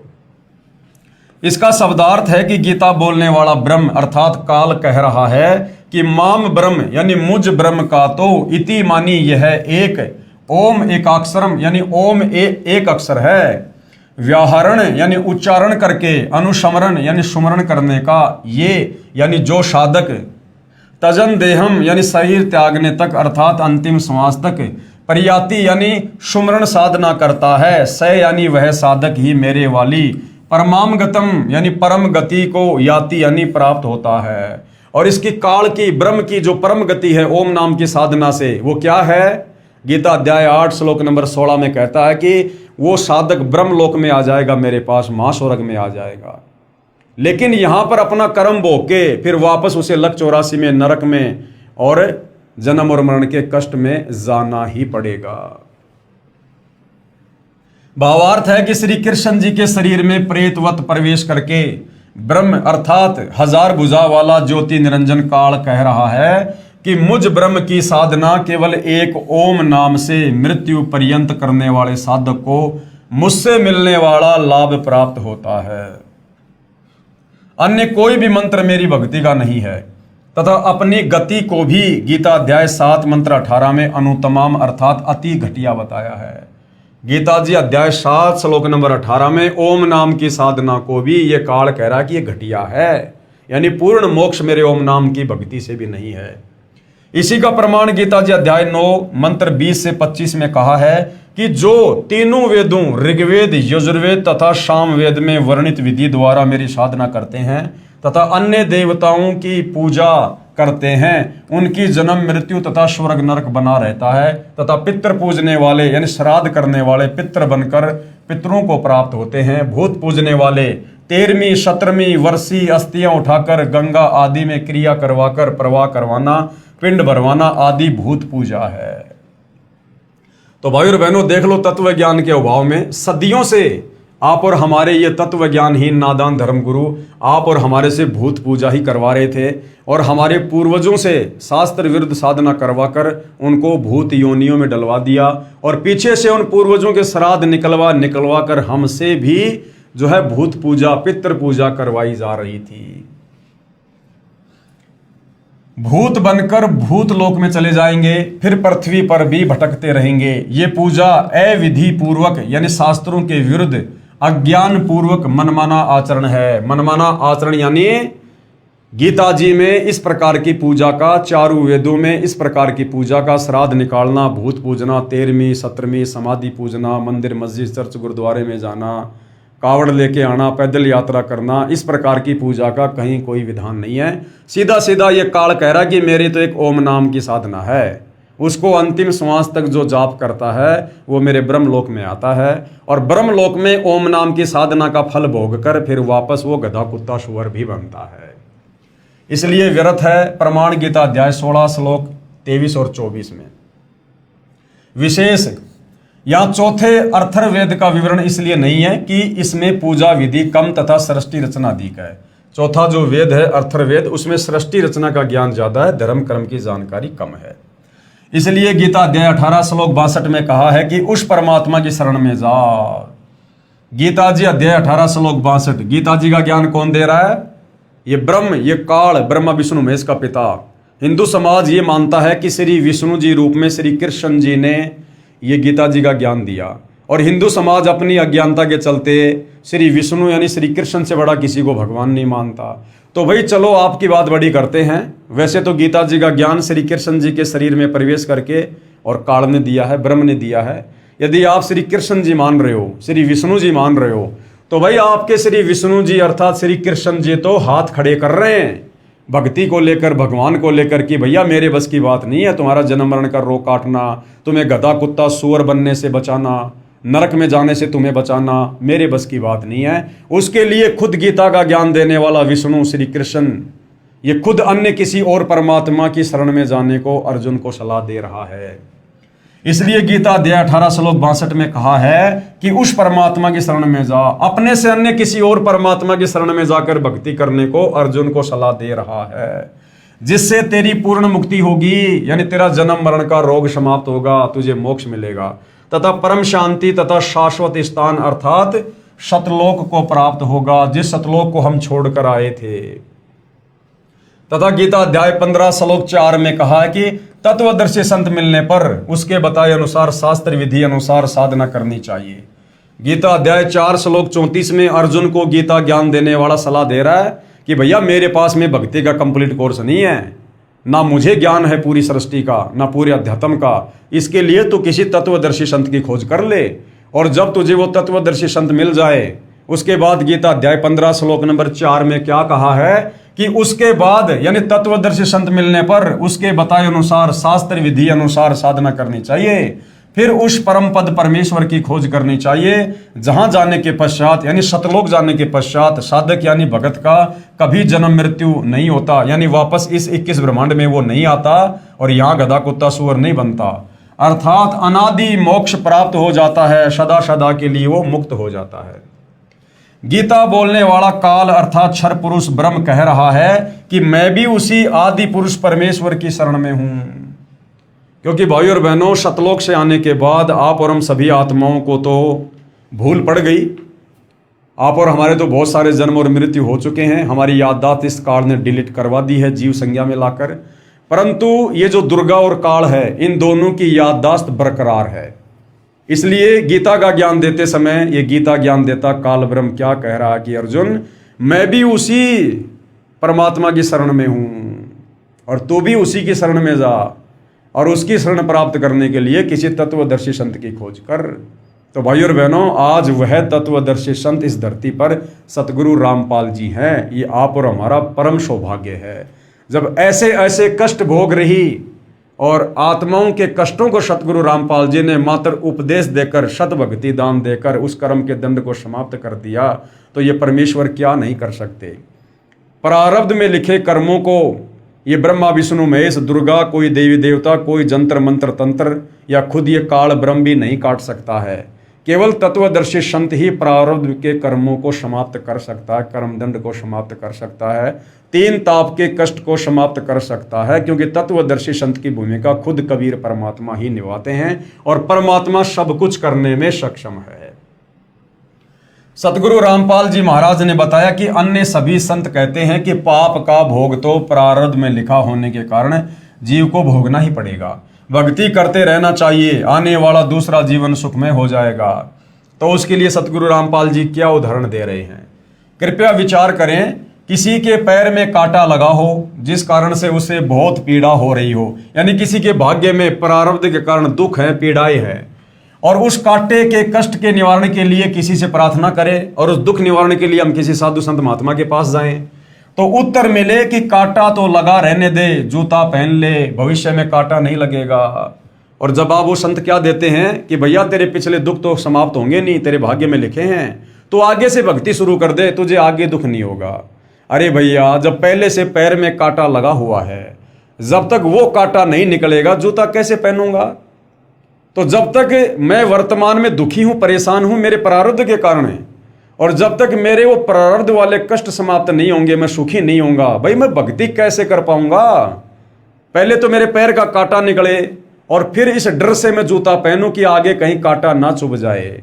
तो पहले तो भाई मेरे पिछले जो पाप कर्म है जिस कारण मेरे ऊपर कष्ट हैं वो मेरे कष्ट समाप्त हों, फिर मैं उस राम नाम के जूते को पहनूंगा, यानी संत से भक्ति लूंगा, ताकि आगे यदि मैंने गलती कर दी तो फिर से वही कष्ट जीवन में दोबारा शुरू ना हो जाए। तो क्या कह रहे हैं गुरुदेव, किसी के पैर में कांटा लगा हो जिस कारण से उसे बहुत पीड़ा हो रही हो, उस कांटे के कष्ट के निवारण के लिए किसी से प्रार्थना करे, तो उत्तर मिले कि कांटा तो लगा रहने दे, जूता पहन ले, भविष्य में कांटा नहीं लगेगा। क्या वह व्यक्ति ठीक सलाह दे सकता है? क्योंकि कांटा लगे पैर में जूता पहना ही नहीं जा सकता। जो व्यक्ति पहले से अपने पाप कर्मों के कारण दुखी है, वो आगे भक्ति कैसे कर सकता है? पहले तो संत अपने आशीर्वाद से उसके पाप कर्मों को हल्का करे और फिर आगे उसको विधि ऐसी बता दे जिससे पाप ना हो, और धीरे धीरे वो सुखी हो जाएगा, फिर वो भक्ति करेगा। क्योंकि कांटा लगे पैर में जूता पहना ही नहीं जा सकता।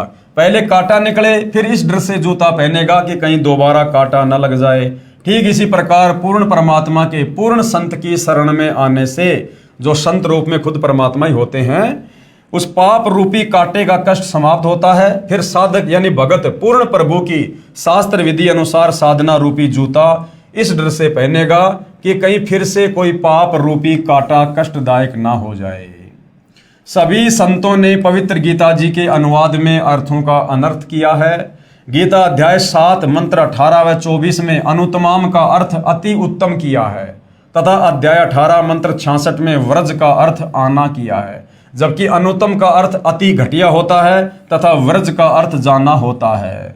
अब क्या है भाइयों और बहनों, तत्व ज्ञान के अभाव में चाहे कोई कितना बड़ा विद्वान हो, कितना बड़ा धर्मगुरु हो, वो ब्रह्मा विष्णु महेश से ऊपर किसी को परमात्मा नहीं मान सकता। इसलिए वो घुमा फिरा के इन्हीं की महिमा करता रहता है, क्योंकि उसे ऊपर की शक्तियों का, ऊपर के भगवानों का ज्ञान नहीं, उसको सृष्टि रचना का ज्ञान नहीं है, जिस कारण से इन्होंने गीता जी के अनुवाद में भी अर्थों का अनर्थ कर दिया। तत्व ज्ञान के अभाव से तथा ज्ञानहीन गुरुओं के कारण ही सर्व भगत समाज शास्त्र विधि रहित साधना करके मनुष्य जीवन व्यर्थ कर रहा है। पवित्र गीता जी अध्याय 16 मंत्र 23-24 क्या कहता है कि शास्त्र विधि को त्याग कर जो मनमानी भक्ति करता है, मनमाने मंत्रों का जाप करता है, मनमानी पूजा पाठ करता है, उसको ना कभी कोई सुख हो सकता, ना उसको भक्ति से सिद्धि मिल सकती, और ना मरने के बाद उसकी गति हो सकती। सर्व पवित्र धर्मों की पवित्र आत्माएं तत्व ज्ञान से अपरिचित हैं, जिस कारण नकली गुरुओं, संतों, महंतों तथा ऋषियों का दाव लगा हुआ है। जिस समय पवित्र भगत समाज आध्यात्मिक तत्व ज्ञान से परिचित हो जाएगा, उस समय इन नकली संतों, गुरुओं व आचार्यों को छुपने का स्थान नहीं मिलेगा। और वो समय भाई और बहनों अब धीरे धीरे आ चुका है। सन 2030-32 के बाद में इन नकली संतों को या तो ये सदगुरु रामपाल जी की शरण में आ जाएंगे, अन्यथा इनको धरती पर छुपने की जगह नहीं मिलेगी। उपरोक्त सच्चाई को आंखों देखकर मैं तथा अन्य परिवार के सदस्य यानी बसंत सिंह सैनी जी कह रहे हैं कि सतगुरु रामपाल जी के सत्संग सुनकर और उनसे ये परामर्श लेकर और आंखों देखकर मैं तथा अन्य परिवार के सदस्य सतगुरु रामपाल जी महाराज के चरणों में लगे हैं। पूरे परिवार में कोई बीमारी नहीं रही, और जो भूत कभी परिवार के किसी सदस्य को मार देते थे, किसी पशु को मार देते थे, काम धंधे को नहीं चलने देते थे, वे घर से ही नहीं गांव से भी भाग गए तथा दूसरे रिश्तेदारों के घर चले गए, जो अब भी श्री आसाराम जी के पुजारी हैं। वहां जाकर भूत कहते हैं कि उनके बसंत सैनी आदि के घर तो परमात्मा का निवास हो गया है, उनको परमात्मा स्वरूप पूर्ण संत मिल गए हैं, अब उनके पास नहीं जा सकते। जिस प्रकार आपके घर में बहुत ज़्यादा मच्छर हैं और आप मार्केट से ऑल आउट खरीद के लाते हो और अपने घर पर लगा देते हो, तो आपके घर से तो मच्छर भाग जाएंगे, फिर वो आड़ोसी पड़ोसियों के घर में घुसेंगे। इस प्रकार बसंत सैनी ने सतगुरु रामपाल जी का भक्ति रूपी ऑल आउट नाम उपदेश लेकर अपने घर पर लगा लिया, यानी परमात्मा को विराजमान कर लिया। अब जिस घर में समर्थ शक्ति बैठी है वहां पर भूत प्रेत क्या कर सकते हैं? उन्होंने मजबूरीवश वो घर छोड़ना पड़ेगा, और फिर छोड़ेंगे तो क्या करेंगे? आड़ोसी पड़ोसी रिश्तेदारों के जाएंगे वो। हम उनके पास नहीं जा सकते। वो भूत क्या कहते हैं? हम उनके पास नहीं जा सकते। सतगुरु रामपाल जी से उपदेश के पश्चात हम पूरी तरह से स्वस्थ व सुखी जीवन जी रहे हैं। हमारे परिवार व रिश्तेदारों के लगभग 200 सदस्यों ने सतगुरु रामपाल जी महाराज का उपदेश प्राप्त कर लिया है। जो पहले श्री आसाराम जी महाराज के शिष्य थे, अब सतगुरु रामपाल जी के द्वारा बताए तत्व ज्ञान को समझकर लगभग 10,000 श्री आसाराम जी के शिष्य भी सतगुरु रामपाल जी महाराज की शरण में आ चुके हैं, और आने वाले समय में सारे के सारे ही आएंगे। जितने भी संतों की संगत है, यदि वो आने वाले युग परिवर्तन के दौर में जीवित रहे, तो सतगुरु रामपाल जी के अलावा दूसरा कोई ठिकाना भक्ति का नहीं होगा। वे भी मेरे की तरह पश्चाताप कर रहे हैं। मेरी भगत समाज से प्रार्थना है, बसंत सैनी जी कह रहे हैं कि मेरी भगत समाज से प्रार्थना है। भगत समाज यानी परमात्मा चाहने वाली आत्माएं जो अन्य नकली साधु संत महात्माओं के चक्कर में फंसी हुई हैं, उनसे प्रार्थना है कि जिनको भी परमात्मा पाने की तड़फ है, तलाश है, कृपया परमात्मा स्वरूप पूर्ण सतगुरु रामपाल जी महाराज के चरणों में आकर अपने जीवन को सुखी बनाएं तथा परमात्मा को प्राप्त करें। भगत बसंत दास, ये उनके मोबाइल नंबर हैं, फिलहाल चालू हैं या बंद हैं। ये आप जी फ़ोन करके यदि आपको किसी प्रकार की शंका हो, आपको लगे कि ये बनावटी कहानी है, ऐसा नहीं हो सकता, तो अपनी शंका निवारण के लिए आप जी यदि ये नंबर चालू है तो आप इस पर कॉल करके समाधान प्राप्त कर सकते हैं। उसके बाद एक और भगत आत्मा की आत्मकथा है, अद्भुत करिश्मा। पूजनीय गुरुदेव जी दंडवत प्रणाम। मैं भगत नथुराम गांव छावला दिल्ली से अपने परिवार की खुशी आदरपूर्वक सूचित करना चाहता हूं कि जनवरी सन 2000 के आरंभ में सतगुरु रामपाल जी महाराज का प्रवचन सत्संग ताजपुर गांव दिल्ली में श्री मुरारी भगत के निवास पर चल रहा था, तो एक अन्य भगत की बेटी ने मेरी पत्नी श्रीमती बिमला देवी, जो कि छावला से है, उससे कहा कि चाची जी, पड़ोस के गांव में जो सत्संग चल रहा है, यदि आप उस महाराज से नाम ले लो तो आपका असाध्य रोग, यानी जो रीढ़ की हड्डी में 1 इंच का फासला था, जिस कारण से बहुत ज़्यादा पीड़ा थी, ठीक हो सकता है। तो मेरी पत्नी ने उस लड़की से कहा कि all India medical institute of research centre of science Delhi में, जिसका 2.5 वर्ष इलाज चलकर असफल हो चुका हो, तो उस एक नाम या शब्द में कौन सी शक्ति है जो मेरा असाध्य रोग ठीक हो जाएगा। काफ़ी देर तक दोनों की बहस चलती रही। अंत में धीरे चलकर उस सत्संग में जाने का निर्णय लिया गया। परम पूज्य सतगुरु रामपाल जी महाराज के प्रवचन अमृतवाणी सुनकर अधूरी छूटी हुई भक्ति का तार पुनः बंदी छोड़ से जुड़ गया। यानी वो आत्मा पहले किसी जन्म में सतगुरु रामपाल जी की शरण में थी, अब फिर से वो अधूरा तार, वो भक्ति वापस शुरू हो गई। और 2.5 वर्ष के इलाज से फायदा ना पाकर केवल नाम के सुमरण से, जो नाम सतगुरु रामपाल जी देते हैं, जो शास्त्र प्रमाणित हैं, जो इन यहाँ की शक्तियों के, देवी देवताओं के जो बीज मंत्र हैं, मूल मंत्र हैं, उस सुमरण से 5 दिन के अंदर ही असाध्य रोग ठीक हो गया। इससे पूर्व डॉक्टरों ने उनको बैठने व खड़ा होने की सख्त मनाही की थी, जो आज भी ट्रीटमेंट स्लिप पर लिखा है, तथा वह 1 इंच के फासले के एक्सरे भी मौजूद हैं। सबसे बड़ी समस्या मेरी पत्नी को ये थी कि उनसे बैठकर पाखाना नहीं किया जाता था, यानी बैठकर वो फ्रेश नहीं हो सकती थी, और हाथ धोने के समय तो 10-15 मिनट रोना पड़ता था, क्योंकि ज़्यादा झुकने पर ज़्यादा दर्द होता था। अब वह परम पूजनीय सतगुरु रामपाल जी महाराज जी के आशीर्वाद से 50 किलो के गट्ठर वजन अपने आप उठा सकती है और पूर्ण स्वस्थ है। मेरी सर्व पाठकों से प्रार्थना है कि परमेश्वर तुल्य, यानी साक्षात परमेश्वर ही सतगुरु रामपाल जी महाराज, जो कबीर देव, कबीर परमेश्वर जी के पूर्ण कृपया पात्र है, यानी स्वयं ही परमात्मा धरती पर संत रूप में प्रकट हैं, उनसे शीघ्रातिशीघ्र मुफ्त में नाम प्राप्त करके सपरिवार कल्याण करवाएं तथा पूर्ण मोक्ष तथा सतलोक की प्राप्ति करें। तो भाइयों और बहनों, ये कथाएं सत्य हैं, ये उन भगत आत्माओं की आत्म कथा है, ये उनके दिल की गहराई से, उनके मुख से निकले शब्द हैं, जो सतगुरु रामपाल जी से उपदेश प्राप्त करके, लाभ प्राप्त करके, और जो उन्होंने अपने अनुभव आप जियों के सामने व्यक्त किए हैं। और ये आपको इसलिए सुनाए जाते हैं कि आप लोगों को विश्वास हो कि वास्तव में जो परमात्मा कर सकता है वो विज्ञान नहीं कर सकती। जो परमात्मा कर सकता है वो इस 21 ब्रह्मांड की सुप्रीम पावर, यानी ब्रह्मा विष्णु महेश से ऊपर दुर्गा और काल यानी ब्रह्म भी नहीं कर सकते। हमारे प्रारब्ध के उन कर्मों को जिनके चलते हमारे ऊपर कष्ट आते हैं, आपत्तियां आती हैं, भूत प्रेत से बाधित होते हैं, तीनों ताप के कष्टों से बाधित होते हैं, उनको केवल परम संत ही काट सकता है, दूसरा कोई विकल्प, कोई ऑप्शन नहीं होता है। तो भाई और बहन, समझदार व्यक्ति तो इन कथाओं को सुनकर, सृष्टि रचना को सुनकर, सतगुरु रामपाल जी के शास्त्र अनुकूल सत्संग सुनकर अति शीघ्र उनकी शरण ग्रहण कर लेते हैं। और बाकी भाई आना तो देखो आज ना कल इन्हीं की शरण में आना पड़ेगा, दूसरा कोई विकल्प नहीं है। आने वाले समय में ये तुम्हारी विज्ञान भी फैल होने वाली है, ये तुम्हारे डॉक्टर भी फेल होने वाले हैं, इनका ट्रीटमेंट भी फेल होने वाला है, क्योंकि डॉक्टर केवल शरीर के रोगों का इलाज कर सकता है, परंतु वर्तमान में जो शरीर पर रोग लग रहे हैं, जो असाध्य बीमारियां लोगों को हो रही हैं, ये उनके कर्मों के चलते हो रही हैं, उनके प्रारब्ध के कर्मों के कारण हैं। तो प्रारब्ध के कर्मों के चलते शरीर पर जो कष्ट आ रहे हैं उसको डॉक्टर नहीं बल्कि आध्यात्मिक डॉक्टर यानी पूर्ण संत ही काट सकता है, अपनी भक्ति से, अपने आशीर्वाद से। दूसरा कोई तरीका नहीं है। तो भाइयों और बहनों, पवित्र पुस्तक ज्ञान गंगा के ऊपर बन रहे वीडियो में आज हमारा ये 19वें नंबर का वीडियो था, और प्रत्येक वीडियो से हमें अध्यात्म के विषय में बहुत गहरी गहरी जानकारियां प्राप्त हो रही है, जिससे हमारा विश्वास बढ़ रहा है और भक्ति करने में हमारी रुचि बढ़ रही है।